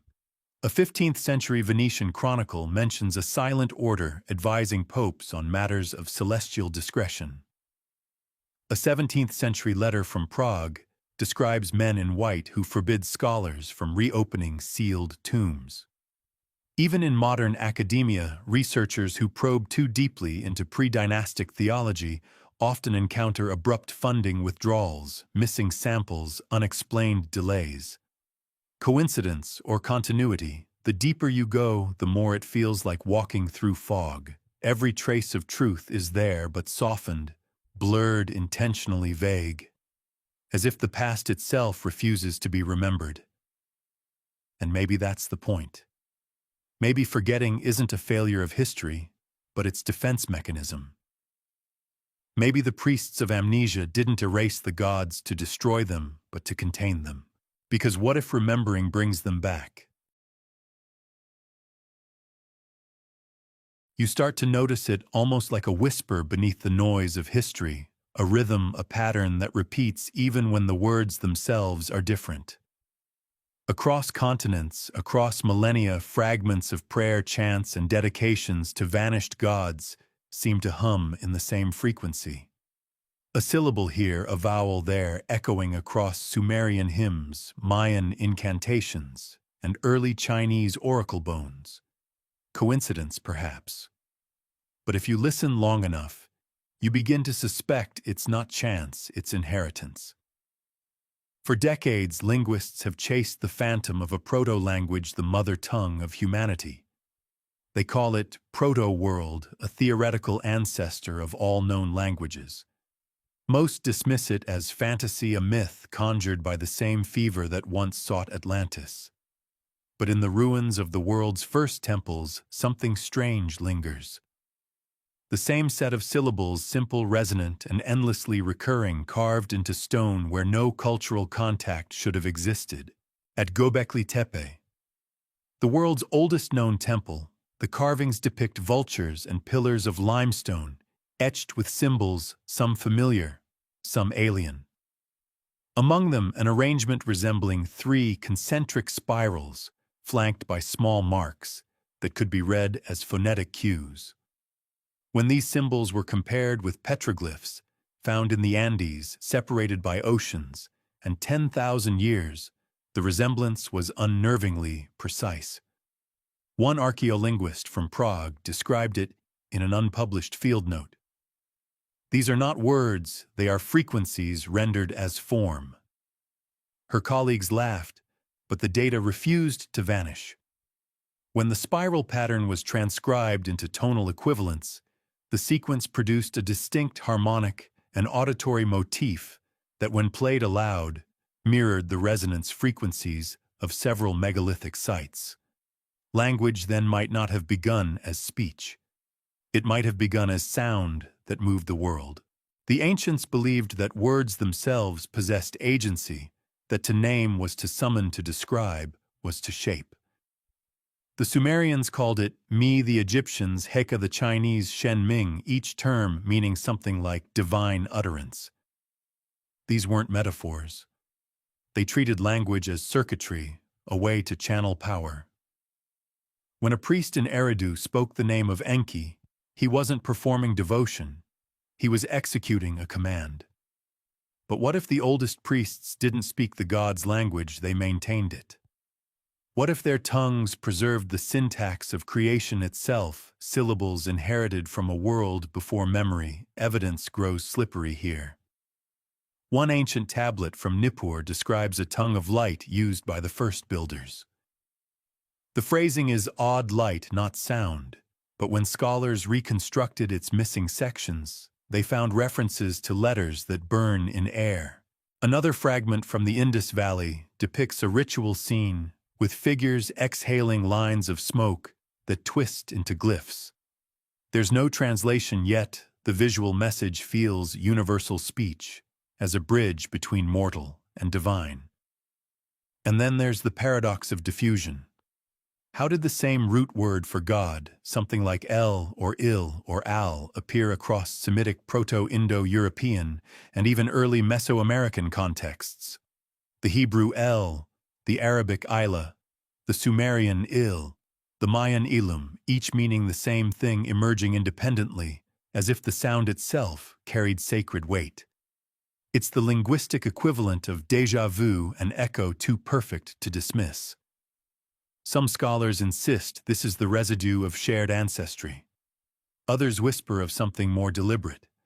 They speak of linguistic seeding, an intentional act of planting divine syllables across early human populations to maintain coherence after a great collapse. The myth of Babel suddenly feels less like punishment and more like a firewall. The covenant of forgetting from the previous section might not have targeted only gods and temples, it may have targeted their language. To erase a deity, you don't need to destroy their idols. You simply stop pronouncing their name. In Mesopotamian records, entire theonyms, divine names, suddenly vanish from use, replaced with euphemisms like the hidden one or the sealed voice. Egyptian scribes, too, replaced hieroglyphs depicting certain deities with abstract symbols, soundless marks. One ostracon from Deir el-Medina shows a name meticulously scratched out and overwritten with a blank oval. The caption reads, "The name must sleep." Imagine that an empire enforcing not silence but amnesia through mispronunciation. A linguistic quarantine. It's tempting to think of this as superstition, but when modern researchers recreated the phonetics of these erased names and broadcast them through resonance chambers modeled on temple acoustics, they recorded measurable effects: harmonic amplification, vibrational standing waves, inexplicable drops in temperature. No supernatural claims, just physics, but physics that behaved as though the sound carried intention. It raises uncomfortable questions. Were the first temples acoustic devices? Were prayers less about faith and more about frequency manipulation? Some engineers studying the hypogem of Hal Saflieni in Malta noted that the underground chamber resonates at precisely 110 Hz, a frequency that induces trance and spatial distortion. The same frequency recurs in temples across Anatolia and the Indus Basin. It's almost as if ancient builders were tuning spaces to the same cosmic note, synchronizing with something larger. And that brings us to the theory that unites it all, the lingua deorum, or language of the gods. Not a tongue spoken for communication, but one designed for resonance. Each syllable a chord in a cosmic scale. Each prayer an alignment between the human body and the architecture of the stars. When archaeologists uncovered fragments of clay tablets in Ebla inscribed with what appeared to be hymns to unknown deities, they noticed something odd. The words were reversible. When sung backward, they produced harmonic structures identical to those found in pre-Sumerian flute fragments. The ancients had built symmetry into their speech like a mirrored code. And here again, you sense the touch of those same priests of amnesia. Because wherever these linguistic relics appear, the subsequent layer of civilization contains deliberate noise, misdirection, corruption, new alphabets. The universal language fractures, and from its shards, every tongue we know is born. Was it an accident of evolution, or the final act of suppression? Maybe the priests feared the old words, not because they were sacred, but because they worked.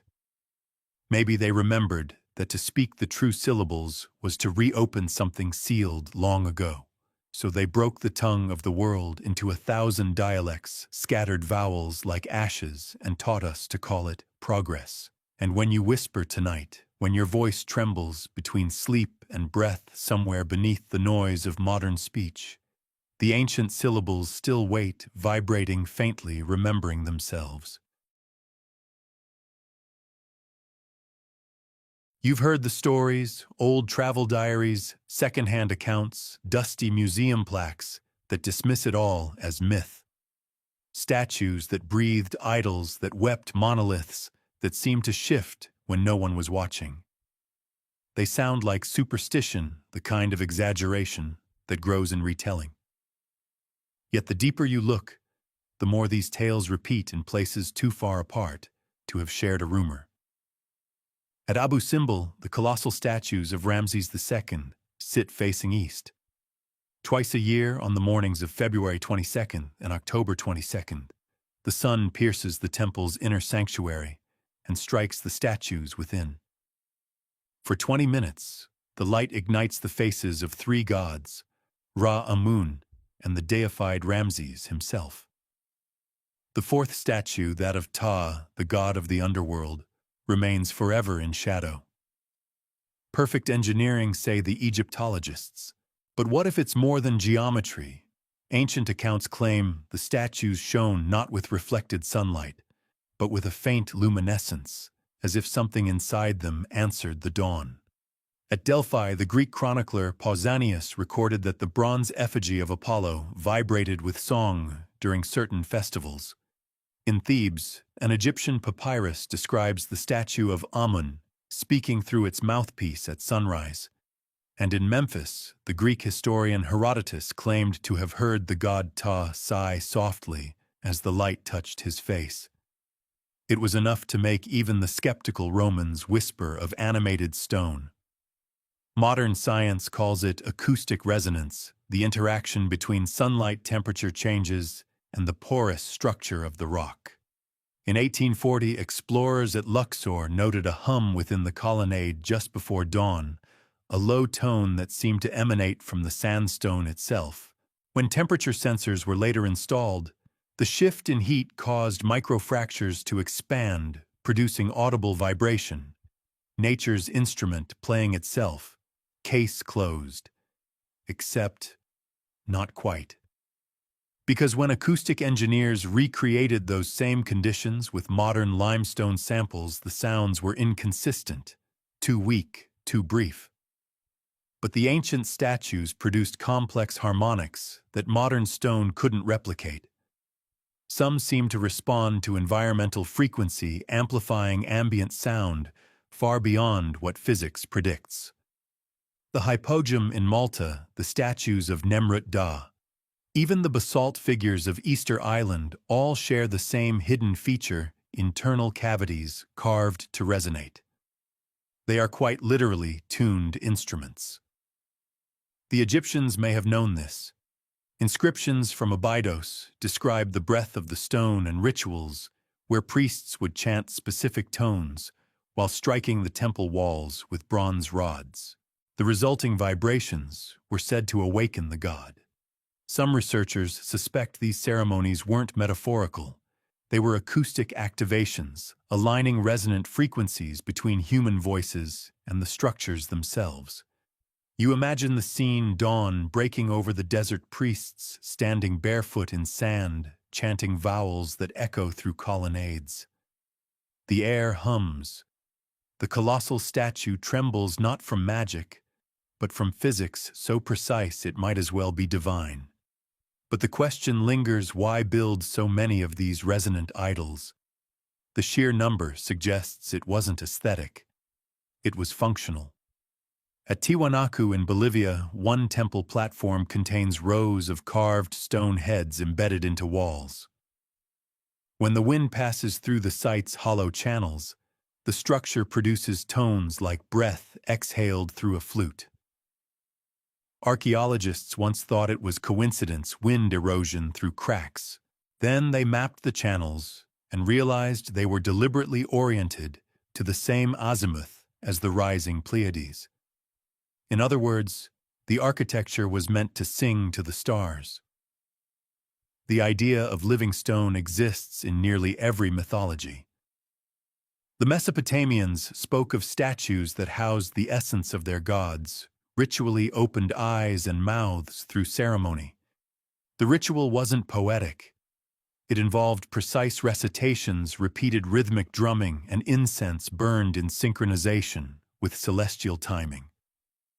The final step was called pit pi, opening the mouth. The statue was believed to take its first breath, becoming a vessel for the divine presence. Here lies an obscure detail, often overlooked: the words spoken during the ritual match the phonetic rhythm reconstructed in Section 15's proto-language. The same vowels, the same alternating cadence. It's as if every time a culture wanted to bring stone to life, it reached unconsciously for the same forgotten syntax, and in at least one case, it may have worked. The Colossi of Memnon, two massive seated figures near Luxor, were said to sing at dawn after being cracked by an earthquake in 27 BCE. For 2 centuries, travelers heard the eerie tone at sunrise, a clear melodic hum. Then, after Roman restorers repaired the statue in the 2nd century CE, the voice fell silent forever. Coincidence, possibly. But the priests of Thebes called the event the departure of the soul. There's something deeply human about our need to animate what we've built, to make stone breathe, to give shape to belief. Yet what if these statues weren't imitations of life, but continuations of it? Ancient builders might have known how to capture resonance in a way that blurred the line between sculpture and spirit. One physicist studying the hypogeum once joked that the site was an ancient subwoofer with theological ambition. But humor aside, the geometry suggests knowledge far ahead of its time-curved walls that amplify low-frequencies, niches that direct sound in spirals. You can almost imagine the entire temple functioning as a gigantic speaker, translating human voices into vibrations, meant for something else, something listening beneath the surface. And here's where it circles back to the forgotten gods. Imagine that the ancients weren't trying to create new gods, they were trying to call back the old ones. The resonance, the chanting, the statues facing specific stars, they were all attempts to tune reality to the same frequency as those lost beings, to make the earth itself hum with divine memory. But if that's true, then the suppression that followed makes grim sense. When later civilizations replaced the old pantheons with new orders, they didn't just forbid names, they dismantled the acoustics. Temples were repurposed, ceilings lowered, resonant chambers sealed. A silent world cannot hear its gods. Somewhere in the quiet hours before dawn, when the first light brushes the stone faces at Abu Simbel, a faint hum still stirs in the desert air. Most tourists never notice it. but if you close your eyes, the vibration crawls through your chest, like a memory half recalled. The statue does not move, and yet it does. Far to the north, beyond the circle where compasses falter, and the night lasts half the year, lie vast white plains that seem empty until you look closer. Beneath that silence, something older than humanity sleeps. For centuries, Arctic explorers returned with stories too strange to publish, sounds like chanting beneath the ice shadows, seen moving under frozen lakes, lights that pulse in rhythmic sequence, as though the aurora itself were alive. It began as so many discoveries do, with an accident. In 1908, a Russian geological team drilling near the Taimyr Peninsula detected a subglacial cavity almost 400 meters deep. The instruments recorded an inexplicable vibration, not seismic, not mechanical, pulsing at 19 hertz, the same fear frequency that causes unease in the human body. When they played back the sound in their field tent, several men fled into the snow. The report was buried by the Tsar's Geological Commission, stamped "Unexplained Phenomena." A century later, NASA satellites scanning Greenland's ice sheet noticed something similar: circular formations beneath the ice, some stretching several kilometers across, arranged in geometric precision. At first, scientists assumed these were impact craters, but the patterns didn't match meteorite signatures. They were too symmetrical. The discovery reignited an older Arctic legend, whispered by the Nenets and Sami peoples, that of the sleeping city of the Sky Fathers. The story tells of beings who descended when the earth was young, built halls of shining ice, and vanished after a great burning. They would wake when the world grows loud again. At the time, anthropologists dismissed it as myth. But what if it was memory, something passed down from a civilization swallowed by ice? During the 1990s, seismic mapping teams working in Greenland recorded an anomaly beneath Hiawatha Glacier, a vast circular basin with dense metallic signatures buried below. When thermal imaging was applied, faint heat lines traced through the ice in perfect arcs, converging on a central point. Something beneath was emitting warmth. Not geological warmth, structured warmth. The readings matched a grid. Most records of that survey were classified when Denmark's Geological Survey handed them to NATO, citing strategic interest. But fragments leaked years later, mentions of titanium traces, carved ice corridors, and pyramidal subsurface structures. That's where things became strange. In 2017, a private expedition sponsored by a Norwegian research foundation claimed to have accessed one of these tunnels via an ice fissure. Their video footage, later confiscated by authorities, allegedly showed polished walls with embedded crystalline veins that glowed faintly blue. No machinery, no heat source. Just light constant pulsing at the same 19 Hz frequency recorded a century earlier in Taimyr. Skeptics argue it's bioluminescent algae activated by oxygen pockets. But that doesn't explain the patterns etched into the walls, repeating sigils, concentric circles, and humanoid shapes that seem to merge with serpents or waves. The carvings resemble nothing found in Norse or Siberian cultures. Yet they do match petroglyphs discovered thousands of kilometers away in Göbekli Tepe and Peru's Caral Supe civilization. Same motifs, same geometry. Could these disparate cultures have remembered the same gods? Ancient ice myths often speak of divine exile. In Sumer, the god Enki descends into the deep waters when the heavens grow silent.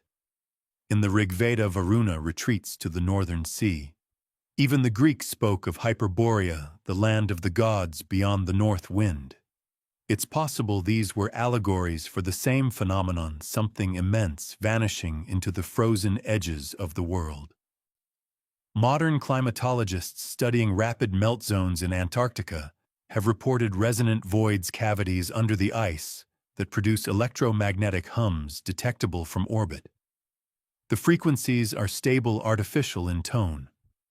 When one recording was analyzed by acoustic physicist Dr. Lars Miklebust, he noted that its harmonic intervals formed a scale identical to ancient Sumerian temple music. Coincidence or continuity? But perhaps the most haunting detail comes from the diary of Soviet glaciologist Irina Volkova, who vanished in 1957 during a polar expedition. Her last entry reads, "The ice sings when we drill. It answers in rhythm. The others don't hear it yet, but I do. It's not a sound, it's a memory trying to wake." Her body was never found. Only her field microphone remained its final recording, a low, oscillating tone that rises and falls like breath. Some dismiss it as wind resonance. Others believe it's something far stranger, the remnants of a civilization or consciousness preserved in the ice waiting for the right frequency to stir again. The question isn't if something is down there, it's when it will wake.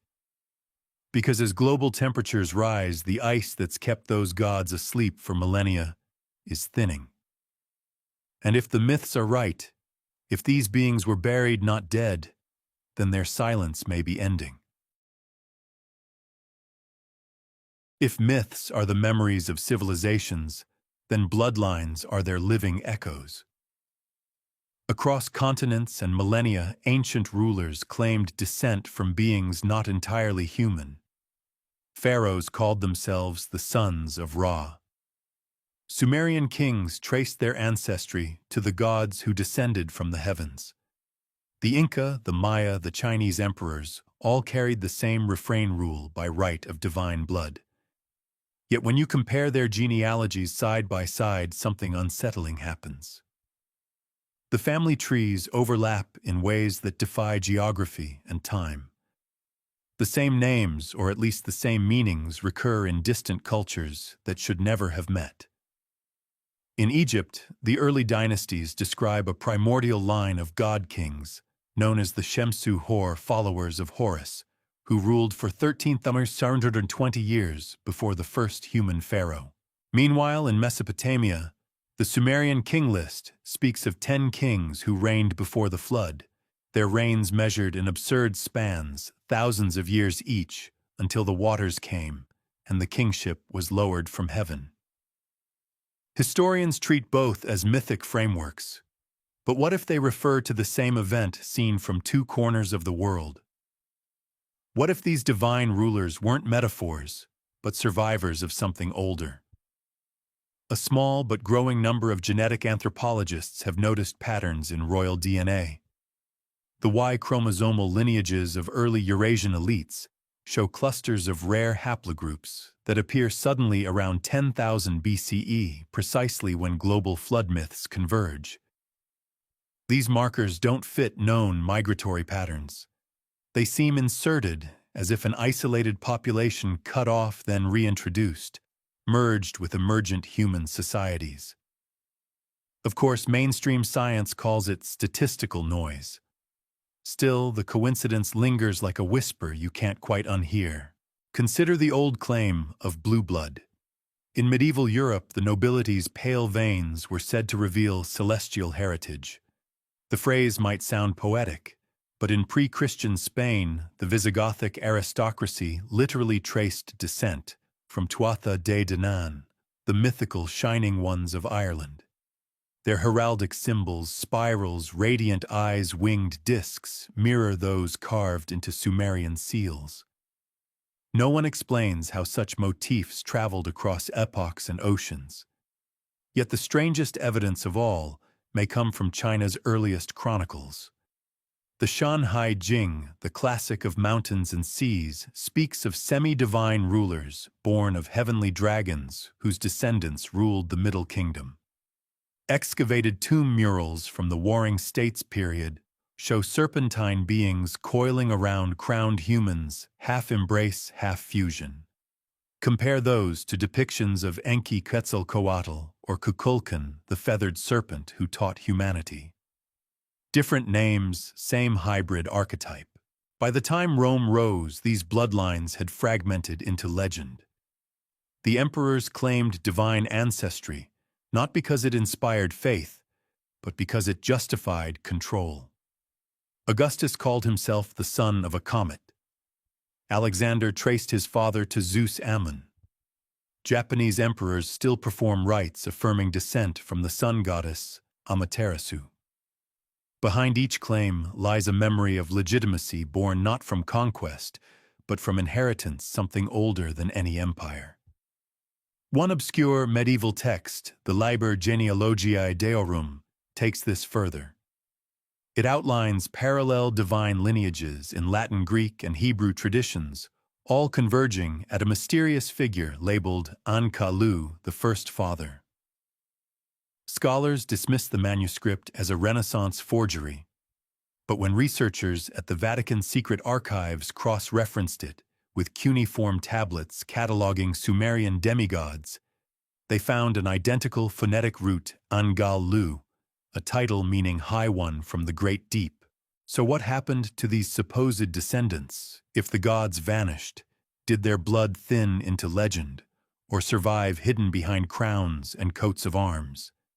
In the 17th century, the Rosicrucian manifestos hinted at a line of the rose preserving the unbroken memory of the First Covenant. Later, French esotericists equated this with the Merovingian dynasty, whose founders bore the fish-tailed emblem of Dagobert, echoing Dagon, the sea god of Mesopotamia. The Church condemned it as heresy, yet the motif persists: fish, serpent, star. Symbols of continuity, symbols of memory. If we strip away the mysticism, what remains is this: certain families, certain rulers across the entire span of recorded history have acted as if they knew something we've forgotten. They built their genealogies not around political convenience, but around a pattern, a map of descent reaching back to before the written word. And in their private rituals in the closed rooms of coronations and initiations, they invoked names that do not appear in any official scripture. A curious fragment of correspondence from the 18th century between a Vatican librarian and an English antiquarian makes an eerie admission. The lineage of David is not the only sacred blood preserved, it reads. Others flow still unspoken, unbaptized, and watchful. It's tempting to imagine that phrase as metaphor. Yet when we compare the rites of coronation in London, Kyoto, and Addis Ababa, they share gestures identical to those carved on Bronze Age reliefs in Anatolia. The washing of hands, the binding of the brow, the whispering of a hidden name before the crown touches the head. These are not coincidences. They are the last ceremonial footprints of a belief older than any kingdom. Earlier, we followed archaeologists beneath the ice and found resonant voids humming with frequencies tied to mythic ages. Perhaps those tones are not just echoes of forgotten temples, but signals calling to their heirs. Perhaps the same resonance that hums in the Arctic pulses faintly in bloodlines scattered across the earth, urging remembrance. And if that's true, then the forgotten gods never fully left. They simply changed form, flowing through veins instead of stone shaping history, not through thunderbolts, but through inheritance. The question then isn't whether divine blood ever existed. The question is, who carries it now, and whether they know what sleeps within them. High in the thin air of the Andes, where clouds hang like white ghosts, and the wind hums through ancient stones, lies a series of monuments that should not exist. Their builders are anonymous, their purpose uncertain, and their precision impossible. The Inca who inherited these sites admitted they did not make them. They simply found them there as though the mountains themselves had given birth to architecture. Places like Tiwanaku Pumapunku and Sacsayhuaman whisper of a forgotten age, a time when gods walked the earth, or perhaps when the memory of them was still fresh enough to carve in stone. The stones of Pumapunku defy explanation. Blocks of andesite weighing hundreds of tons are sliced with such mathematical accuracy that even today engineers would struggle to replicate them without laser tools. Their corners are beveled at right angles, their faces etched with interlocking grooves that fit together like puzzle pieces, perfectly, silently. There is no mortar. The builders knew something we do not. The local Aymara legend calls them the Gate of the Gods, crafted by those who could move mountains with sound. Sound. That word lingers. In the previous chapter, we heard of resonant frequencies in the Arctic ice vibrations that stirred ancient memory. Here, too, the air sings. When wind rushes through the narrow corridors between the stones, it produces a low, harmonic tone, as though the monument itself were tuned. Could these structures be instruments or receivers? Archaeologist Arthur Poznansky, who studied Tiwanaku in the early 20th century, argued that the complex predates all known civilizations of the Andes, perhaps older than 12,000 years. His claim was dismissed as romantic nonsense until modern radiocarbon analysis of nearby sediments suggested human activity there long before the Inca Empire. Even stranger, the site's primary axis aligns with solstitial points that only matched the sun's position around 10,500 BCE, the same period as the melting of the last ice age. Once again, the date of cataclysm returns like a refrain hidden in stone. Throughout the Andes, symbols recur that seem foreign to local myth. Feathered serpents, sun discs with radiating lines, humanoid figures with halos of light motifs identical to those in Mesopotamian seals and Egyptian reliefs. How could two worlds separated by oceans and millennia produce the same divine iconography? Cultural diffusion alone cannot explain it. There were no trade routes linking Sumer and the Andes in prehistory. Yet the shapes persist, wings, eyes, hands, raised to the sky, as though both continents remembered the same teachers. At Tiwanaku's Kalasasaya temple, one figure dominates the gate, the staff god, holding twin rods and surrounded by radiating light. He resembles Viracocha, the Andean creator who rose from the waters after a great flood to rebuild humanity. But if you look closely, his square face and tiered crown mirror depictions of Enlil from Sumer and the Olmec rain god before him. Different names, same being repainted by each civilization that inherited his ruins. When Spanish chroniclers arrived in the 16th century, they were told that Viracocha's followers were tall, pale men who vanished to the east beyond the sea. The Spaniards predictably took this as prophecy fulfilled. But older sources describe Viracocha as a being of light, not flesh. The Inca priests said his return would mark the end of an age. If you walk through Sacsayhuaman, where megaliths the size of buses fit together so seamlessly that not even a knife blade slips between them, you can feel the hum in your bones. It isn't imagination. Engineers measuring vibrations there have recorded low-frequency resonances, similar to those detected under the polar ice, the same sonic footprint repeating across the globe. It's as if these monuments were tuned to the Earth itself, standing stones that sing in sympathy with the planet's hidden frequencies. Could they have been built to communicate not with men, but with whatever forces the ancients believed had once ruled them? Perhaps the forgotten gods left not temples, but transmitters. And here the story grows even stranger. Beneath Lake Titicaca, where myth says Viracocha first emerged, divers have discovered submerged terraces, stairways, and walls of worked stone extending far below the current waterline. Carbon dating suggests they were built when the lake was hundreds of meters lower, long before the rise of the Inca. The water has hidden them for at least 10,000 years. Some of the carvings match those of Göbekli Tepe. Coincidence again? Or continuity?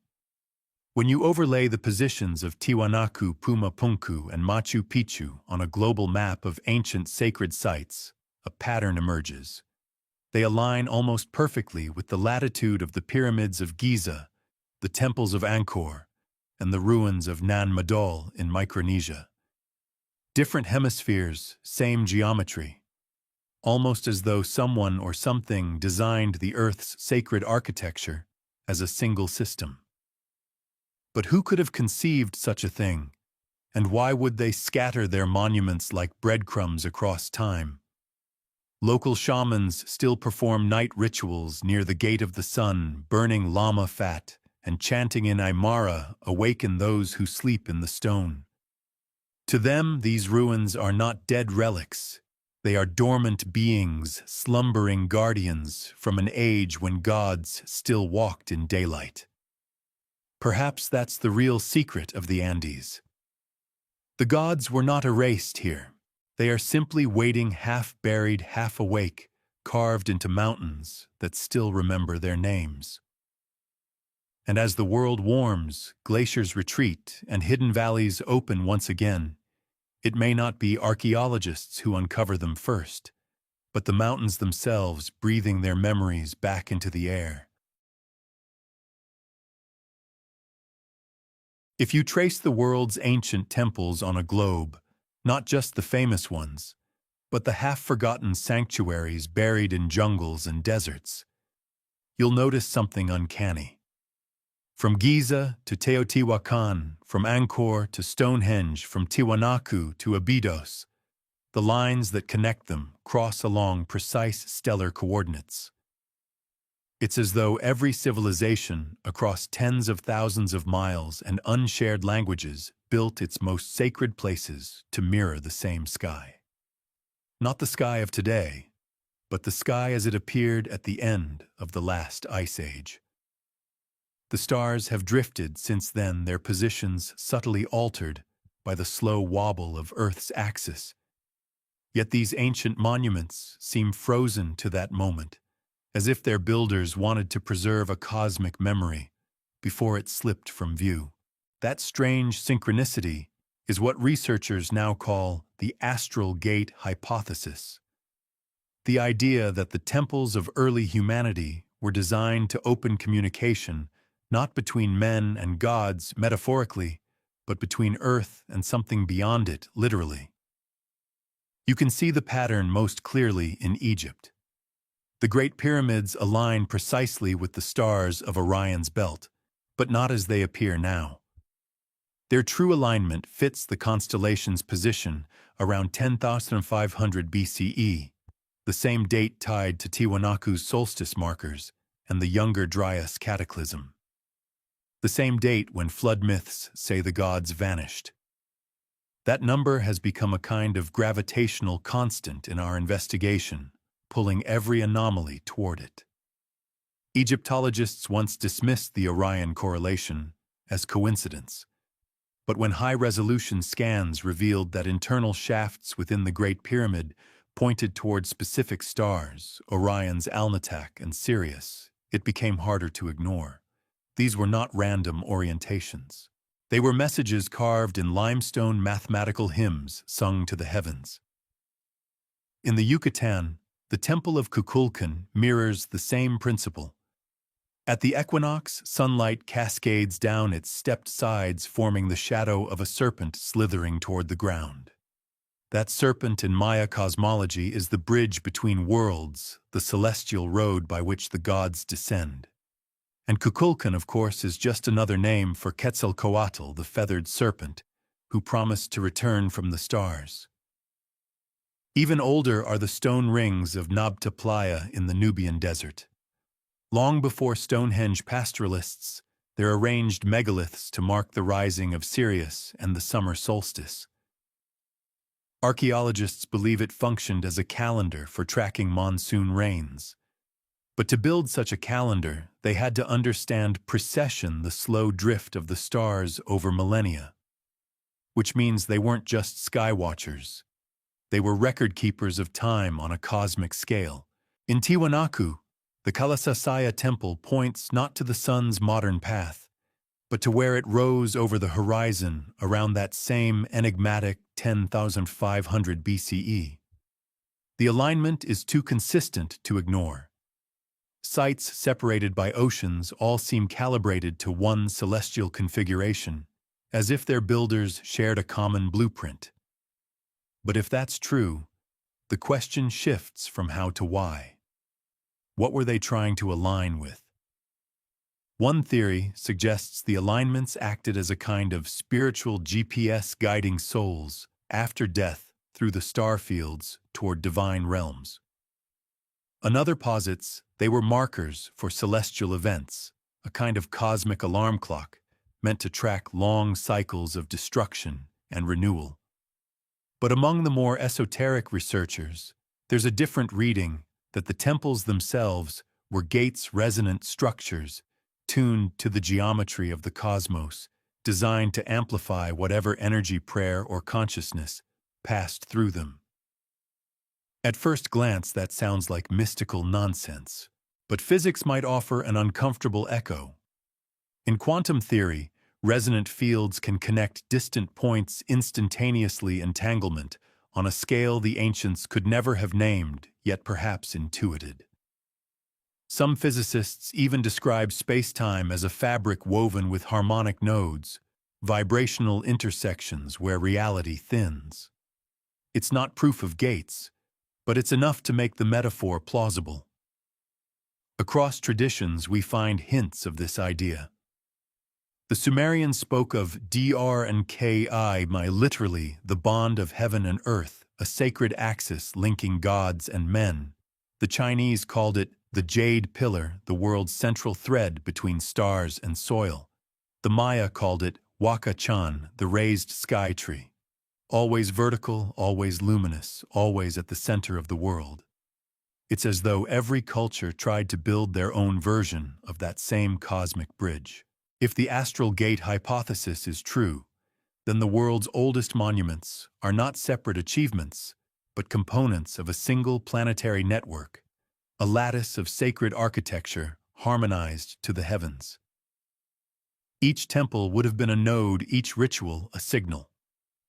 And perhaps at some moment in prehistory, all those nodes sang together. There's one more puzzle. Deep under the Giza Plateau, sonar scans in the 1990s revealed caverns and corridors extending far beneath the Sphinx. Some are natural, others clearly not. According to one anonymous member of the Egyptian Antiquities Council, sealed chambers beneath the monument align with the constellation of Leo as it appeared 12,000 years ago. The chamber's walls allegedly are covered in stars. No official excavation has been permitted. The report vanished, classified, and forgotten. But a few grainy photographs circulate showing smooth stone blocks etched with glyphs of radiant beings descending from the sky. Skeptics will say it's pareidolia, pattern-seeking madness. Maybe they're right. Or maybe the patterns were meant to be seen. What if the monuments of Earth were never about worship at all, but about memory? About recording a time when contact between heaven and earth was possible, and ensuring we'd know where to look when that door opened again. Because every alignment, every solstice shadow, every stone precisely placed seems to point not only upward, but also forward into some expected return. As if those who built them believed the gods were not gone, merely waiting for the right constellation to rise once more. And the most unsettling part. According to the precession of the equinoxes, that same alignment, the one from 10,500 BCE, is slowly returning. The stars are drifting back into position. The gate, if ever there was one, is opening again. By the time the medieval world rose from the ashes of Rome, most people believed the old gods were long dead. Pagan temples had been smashed, their names forbidden, their myths rewritten. Yet behind monastery walls and beneath cathedral floors, something lingered, a murmur, a faint hum of older prayers woven into new ones. History's great religions had triumphed publicly, but in their shadows, the forgotten gods found quiet sanctuary. You can still trace their survival in the oddest of places. In 12th century France, for instance, inquisitors recorded confessions from heretics accused of worshipping a luminous figure called Baphomet. The Church condemned it as a demon, a blasphemy invented by the Knights Templar. But when linguists peeled apart the word centuries later, they found echoes of Mahomet, yes, but also of Abu Fomet, a corruption of an older name meaning father of wisdom. Some scholars whisper it may descend from an even older root, Baphomuth, the mouth of the hidden god. The Templars denied the charge, but the description recurs a radiant being, both male and female, crowned with fire whispering secrets of the stars. It sounds less like the devil, and more like one of those erased divinities we've been chasing across epochs. Perhaps the Knights uncovered fragments of the old theology during their campaigns in the East, among the ruins of temples that predated Islam and Christ alike, and chose to venerate what they found in secret. When the order fell, its surviving members scattered across Europe. Some sought refuge in the Scottish Highlands, where they allegedly merged with early Freemason guilds. Others, so the stories say, fled to Portugal, founding a shadow lineage of initiation rites centered on the veneration of the light before light. You can see its trace in Masonry's obsession with geometry, sacred architecture, and the all-seeing eye, the same symbols carved into the oldest temples we've studied. Coincidence again, or inheritance? In Constantinople, before it became Istanbul, Byzantine chroniclers complained of heresies of the ancient earth underground sects, invoking names that hadn't been spoken in centuries.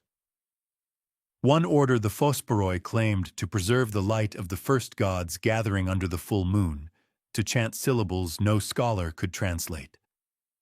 Another, the Daughters of Eos, secretly lit fires on abandoned altars during equinoxes, timing their ceremonies to the rise of forgotten constellations. Even the early church could not completely sever its roots. Walk through any cathedral and look up the ribbed vaults, the axial symmetry, the placement of stained glass windows, tracing the sun's path through the year. These are not random flourishes of medieval architecture. They are the bones of older temples redesigned in Christian clothing. Chartres Cathedral, for instance, sits atop a druidic sacred well, and its labyrinth floor mirrors the spiral carvings of Neolithic cairns. The faithful kneel before the Virgin Mary, but the pose, the crown, and the serpent beneath her feet are older than Bethlehem. They belong to Ishtar, to Isis, to the mother of all. The Church simply gave her a new name. This isn't blasphemy, it's archaeology. Every faith buries another beneath its foundation. Yet now and then, the older faiths stirred, refusing to stay buried. The Cathars of southern France preached that the true God was one of pure light, and that the deity worshipped by Rome was a false ruler who usurped creation. The Church exterminated them in the Albigensian Crusade, but their last words recorded at Montségur spoke of the returning angels who fell before time. Scholars read it as Gnostic metaphor, but in their tone you can hear memory, a faint recollection of beings once cast down perhaps by the same cataclysm that ended the age of the forgotten gods. Elsewhere in the Islamic world, the mystics of the Sufi orders spoke of Nur al-Anwar, the light of lights, an essence that predated creation. In Persia, the Hurufi poets encoded invocations of those before Adam within elaborate numerical scripts. In each empire, the language changed, but the rhythm stayed the same. Light, descent, silence, return. By the Renaissance, the embers flared again. Alchemists searching for divine essence scrawled sigils resembling the proto-religious marks we saw on the Indus tablets. Giordano Bruno, the philosopher burned in 1600, declared that innumerable gods dwell in the stars. He meant it literally. To the Inquisition, it was heresy. To us, it sounds like someone who'd glimpsed the astral gate and dared to speak of it aloud. These underground movements weren't unified conspiracies. They were flickers, disconnected groups, centuries apart, each rediscovering fragments of something the world had promised to forget. They didn't preserve the old religion intact. They remembered only its melody. But that melody haunted them, and through them it haunts us. When you look at the great empires, the Romans, the Abbasids, the British, each built its identity upon the ashes of older faiths. Yet somehow in their secret corners, the forbidden names persist. A monk carves a strange face in the margin of a manuscript. A mason leaves a symbol on a cornerstone. A scholar hides a sigil within a diagram of planetary spheres. These small rebellions form the true continuity of the forgotten gods, not grand temples, but hidden signatures scattered through time. And perhaps that's the genius of the old pantheons. They understood that power doesn't vanish, it mutates. Bury a name and it becomes a whisper. Erase a god and it becomes an idea. Destroy a temple and its pattern reappears in the next one, disguised, reinterpreted, reborn. The forgotten gods didn't lose their war against the new faiths. They adapted.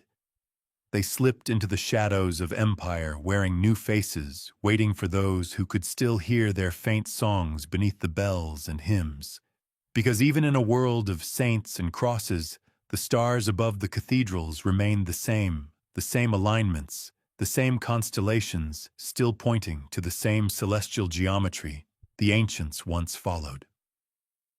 The heavens never forgot. Only we did. For centuries, scholars and mystics alike have searched for a common thread linking humanity's oldest sacred sites. What if that thread isn't myth or migration or mere coincidence, but geometry? What if the ancients built their temples not as houses of prayer, but as mechanisms, vast instruments designed to open something?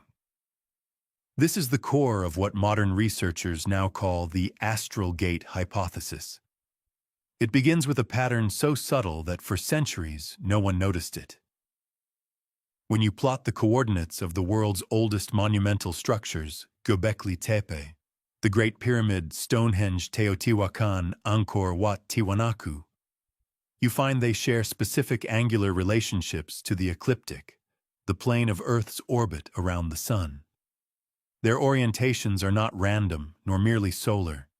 Many align precisely with regions of the sky associated with particular star clusters, Orion, Pleiades, Cygnus, and most intriguingly, the dark rift of the Milky Way. Archaeoastronomers once dismissed this as ritual symbolism. But then came the discovery at Göbekli Tepe, a stone pillar marked with a strange H symbol flanked by a scorpion and bird. In 2017, engineers modeled the arrangement and realized the pillar's carvings corresponded to the exact configuration of stars visible in the sky around 10,950 BCE, the same period as the end of the Younger Dryas, when the climate shifted violently, wiping out species and cultures alike. That H appears again at Tiwanaku in Bolivia, and again on pre-dynastic Egyptian relics thousands of years apart and continents away. It seems to mark a threshold, a gateway between worlds, or perhaps between eras. The more researchers mapped these alignments, the stranger the picture became. The distances between key sites often form integer ratios 1, 3, 5, 2, 3, 4, suggesting not only spatial but harmonic design. When converted into frequencies, these ratios correspond to tones within a single octave. It's as if the planet itself was tuned its sacred sites, forming notes in a cosmic scale. One physicist from the University of Edinburgh described it as an ancient attempt to resonate with the heavens. He meant it metaphorically, but what if the ancients didn't? What if the purpose of these structures was to channel energy not symbolically, but physically, to open a conduit between Earth and whatever they believed dwelled beyond? We have clues. Ancient Sumerian tablets speak of divine ordinances, that descend from heaven as beams of light. The Rig Veda describes vimanas, flying chariots that appear when priests chant the correct hymns under specific star alignments. The Egyptians believed the Benben stone, a meteorite, served as a bridge of radiance between the realms of gods and men. All of these myths converge on a single idea: the sky was not simply above us, it was accessible under the right conditions. In 1984, NASA researchers studying the Earth's magnetic field found that certain megalithic sites like Stonehenge and Giza sit at zones of unusual geomagnetic fluctuation. They speculated that the arrangement of massive stone structures could interact with local magnetic anomalies, creating what they called resonant vortices. Though the idea was quickly shelved as pseudoscience, it raises an uncomfortable question: if unintentional resonance is possible, what about intentional? In 2019, geophysicists detected subtle electromagnetic emissions emanating from limestone cavities beneath Giza, their frequencies correlating with the Schumann resonance, the natural frequency of Earth's atmosphere. These signals weren't man-made. They weren't constant either. They pulsed faintly like a heartbeat. When those same frequencies were compared to acoustic tests conducted inside the king's chamber, the results were uncanny. The chamber amplifies sound waves exactly at 432 Hz, the same harmonic that defines the bass note in numerous ancient musical scales, and the same frequency used by Tibetan monks in overtone chanting rituals said to bridge worlds. It's here that the astral gate hypothesis becomes more than theory. Across civilizations, the same numbers, angles, and tones reappear. The same gods are invoked under the same stars, and the same catastrophic event, the fall of an earlier age, follows each awakening. What if those forgotten gods were not destroyed but sealed? What if these sites were not temples, but locks designed to contain something once opened? Or conversely, what if they were part of a vast mechanism that humanity no longer remembers how to activate?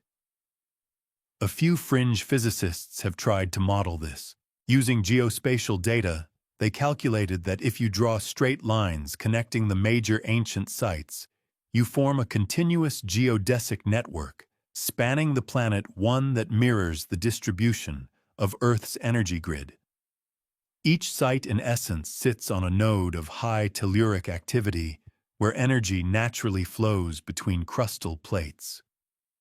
To ancient eyes, these would have been sacred intersections, places where heaven touched earth.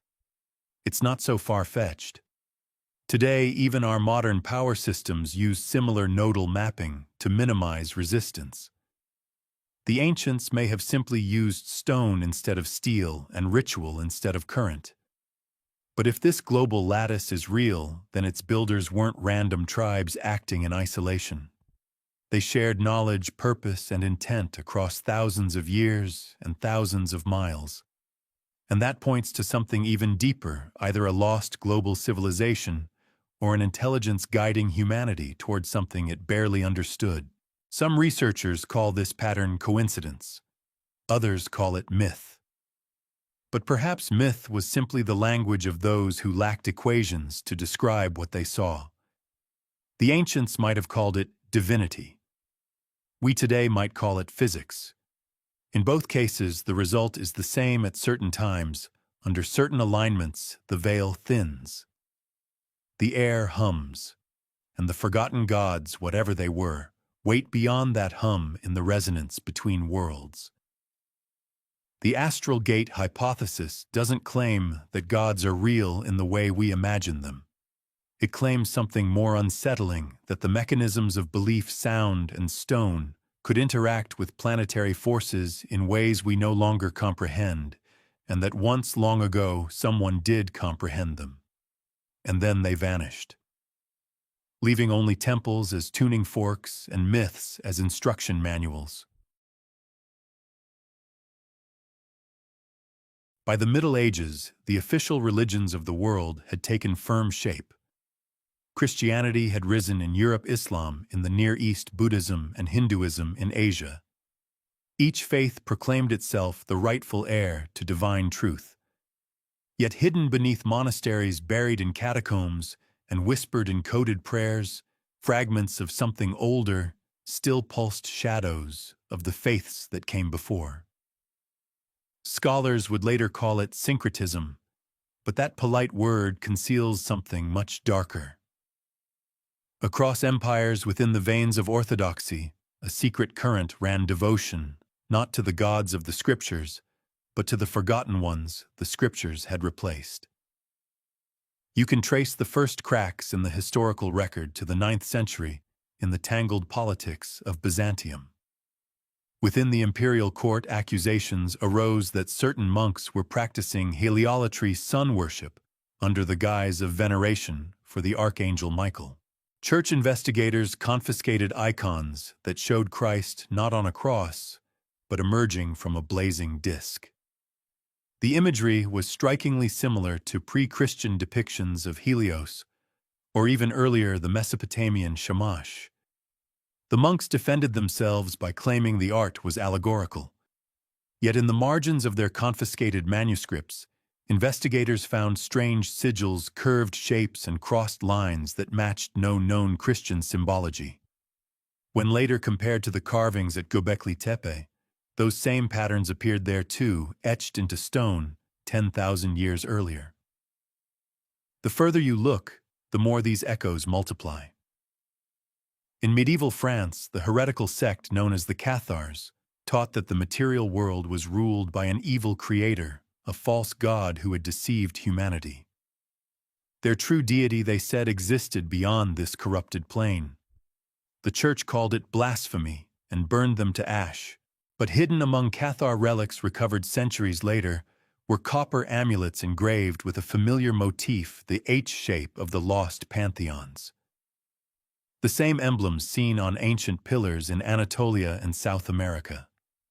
Even in the Islamic world, where monotheism was absolute, the whisper persisted. The mystics of Sufism spoke in poetry of the face behind all faces, a divine presence erased by the arrogance of man. Certain esoteric brotherhoods, particularly those operating around Baghdad and later Cairo, believed in al-Sir, the people of the secret. They were said to guard knowledge of beings that predated angels, entities once worshipped before the creation of Adam. Their rituals, conducted at night under specific stars, were condemned as heresy, but their language, dense, symbolic, and musical, bore uncanny resemblance to hymns from lost Akkadian tablets. The more rigid empires became in their faith, the deeper these shadow sects burrowed underground. During the Renaissance, the revival of classical texts brought new temptations. Scholars translating Greek and Coptic fragments stumbled across names long vanished from prayer, Enlil, Inanna, Tlaloc, Viracocha. They wrote them in the margins of Christian sermons, sometimes alongside crosses, as if afraid to forget them completely. A few even proposed that these were not demons, but early aspects of the divine itself, echoes of a truth older than theology. One such scholar, Giovanni Pico della Mirandola, wrote of a primordial revelation, a single religion from which all others descended. He never published the full text. The church confiscated it before his death. Rumors claim his private notes described a council of the heavens, a meeting of gods, who agreed to veil their names so humanity could mature in peace. When archaeologists rediscovered Sumerian myths centuries later, they found similar imagery, the assembly of the Anunnaki fading from the world after bestowing civilization. Two narratives separated by millennia telling the same story in different tongues. This idea, the deliberate concealment of the divine, re-emerged among secret societies of the Enlightenment. The Rosicrucians, the Freemasons, the Hermetic orders, all obsessed over symbols predating Christianity. Their lodges mimicked ancient temples. Their initiation rites echoed mystery schools of Egypt and Eleusis. But beneath the allegory lurked something more audacious, the belief that the old gods were never defeated, merely renamed. Jupiter became Jehovah, Osiris became Christ, Inanna became Mary, a kind of divine witness protection program, ensuring that power changed its clothes, but not its essence. There's a strange comfort in that idea, a hidden lineage, a continuous faith moving silently through the centuries. Yet it's also deeply unsettling. Because if the forgotten gods still linger beneath our modern religions, then the suppression we've traced across 20 chapters wasn't total, it was strategic. The old powers weren't erased, they were repurposed, absorbed, cloaked behind new dogmas. The shadow faith wasn't rebellion, it was adaptation. And history offers clues that this camouflage sometimes slipped. In 1497, the Inquisition seized a Venetian alchemist named Lorenzo Neri. Among his possessions, a silver medallion depicting a human figure with 4 wings, surrounded by concentric circles. The inscription read, "Ad vocem stellarum respondebunt." They will answer to the voice of the stars. Under torture, Neri claimed it was a sigil of the Before One's beings who taught men to build towers of stone in the age before memory. His confession was dismissed as madness. But that phrase, voice of the stars, was identical to a Sumerian phrase found on an Uruk cylinder seal catalogued a century later. Coincidence, perhaps, or continuity. Even today, traces of this shadow faith remain hidden in symbols carved into cathedral doorways, encoded in stained glass, whispered in folklore. The black dog at crossroads, the woman in white by the river, the luminous being who appears in a field at harvest time. They're relics of a forgotten pantheon, surviving as ghosts in our stories. And now, as we begin to piece them together, Byzantine icons, Cathar talismans, Sufi hymns, Renaissance manuscripts, a single shape emerges from the darkness. A network of remembrance, scattered but deliberate. The faith of the forgotten gods did not die. It adapted, mutated, and endured, waiting beneath the surface of every empire that tried to bury it. The old priesthoods failed to erase them completely. They merely pushed them underground, into secret orders, into coded language, into the art and architecture of belief itself. And if every empire unknowingly carries their marks, then maybe humanity never stopped serving them at all. We just changed the names.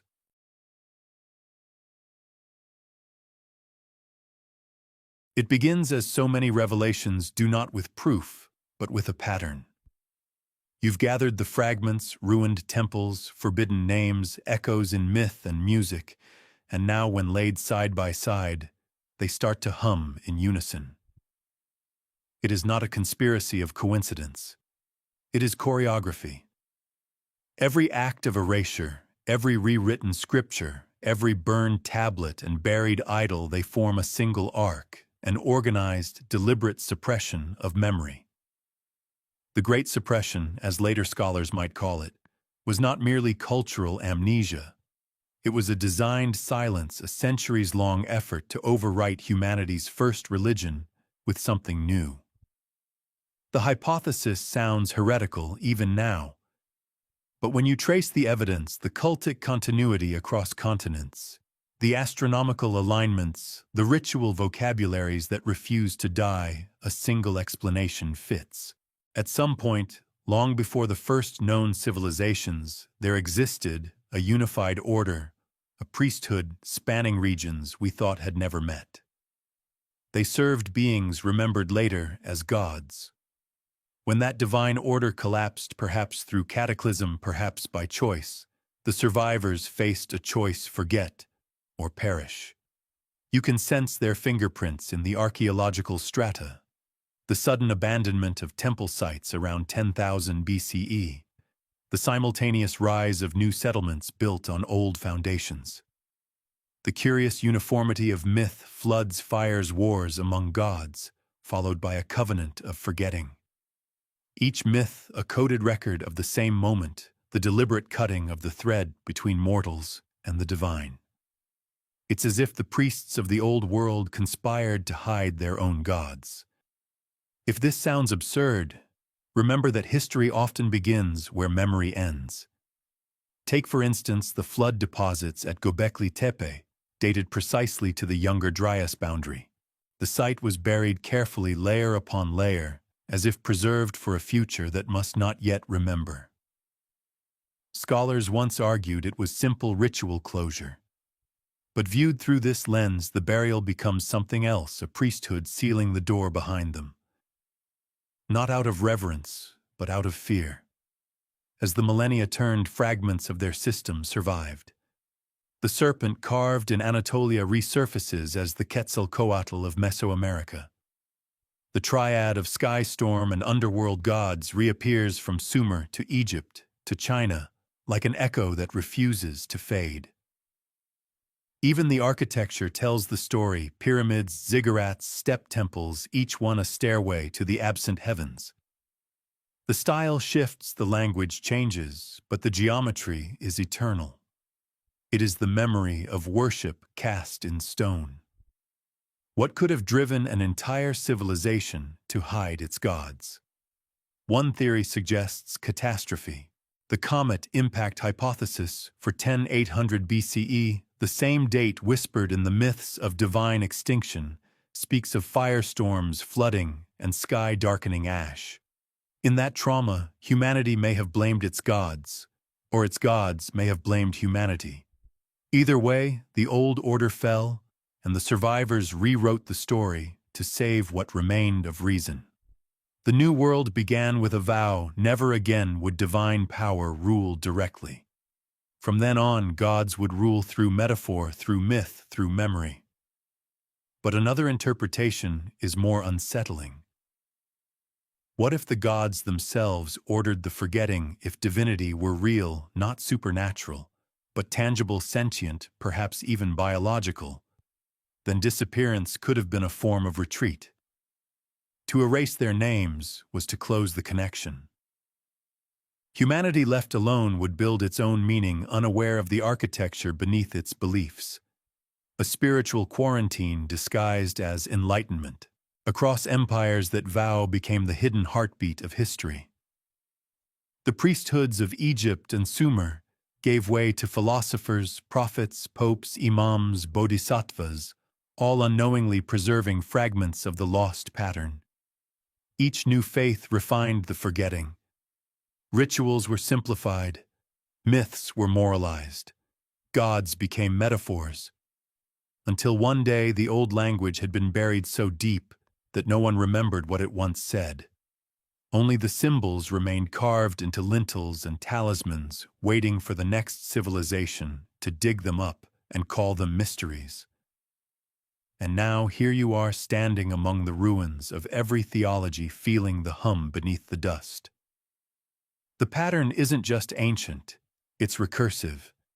Each time humanity rebuilds, it rediscovers fragments of the old design, translates them anew, and calls it revelation. The Great Suppression never ended. It renews itself through curiosity.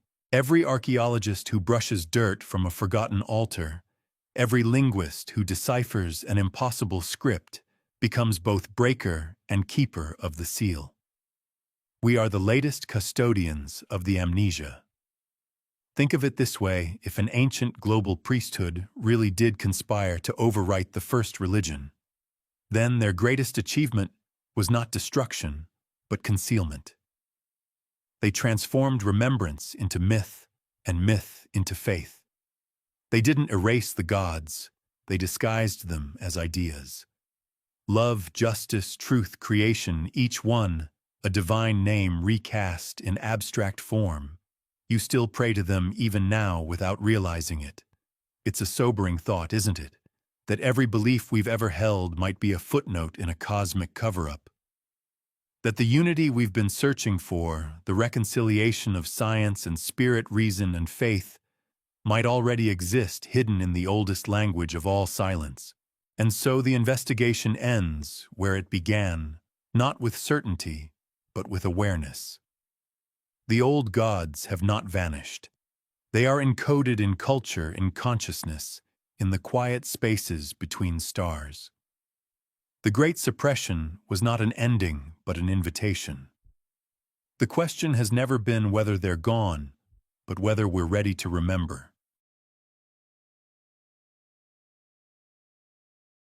The noise fades now.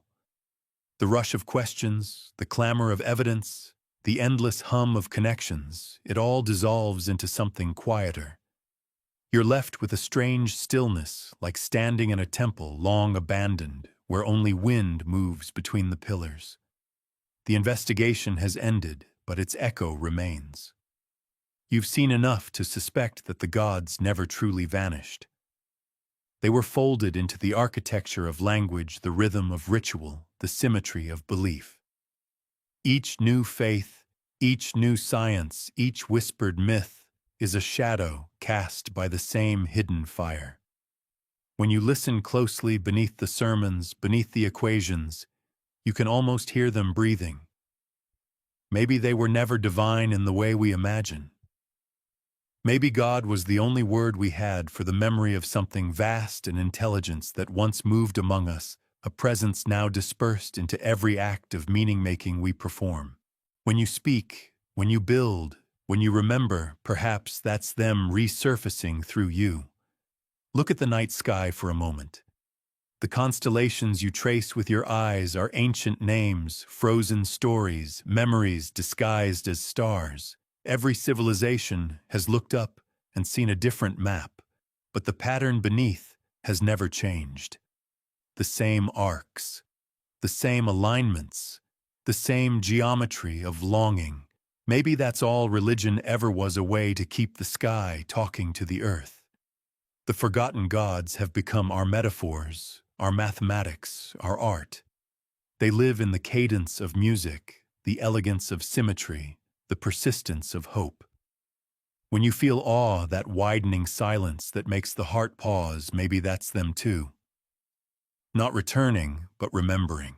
You think back to the first question, the one that began this long descent into mystery. What if entire pantheons were deliberately erased from history and yet still traceable in our world today? Now at the end, the answer feels less like revelation and more like reflection. It's not that they're gone.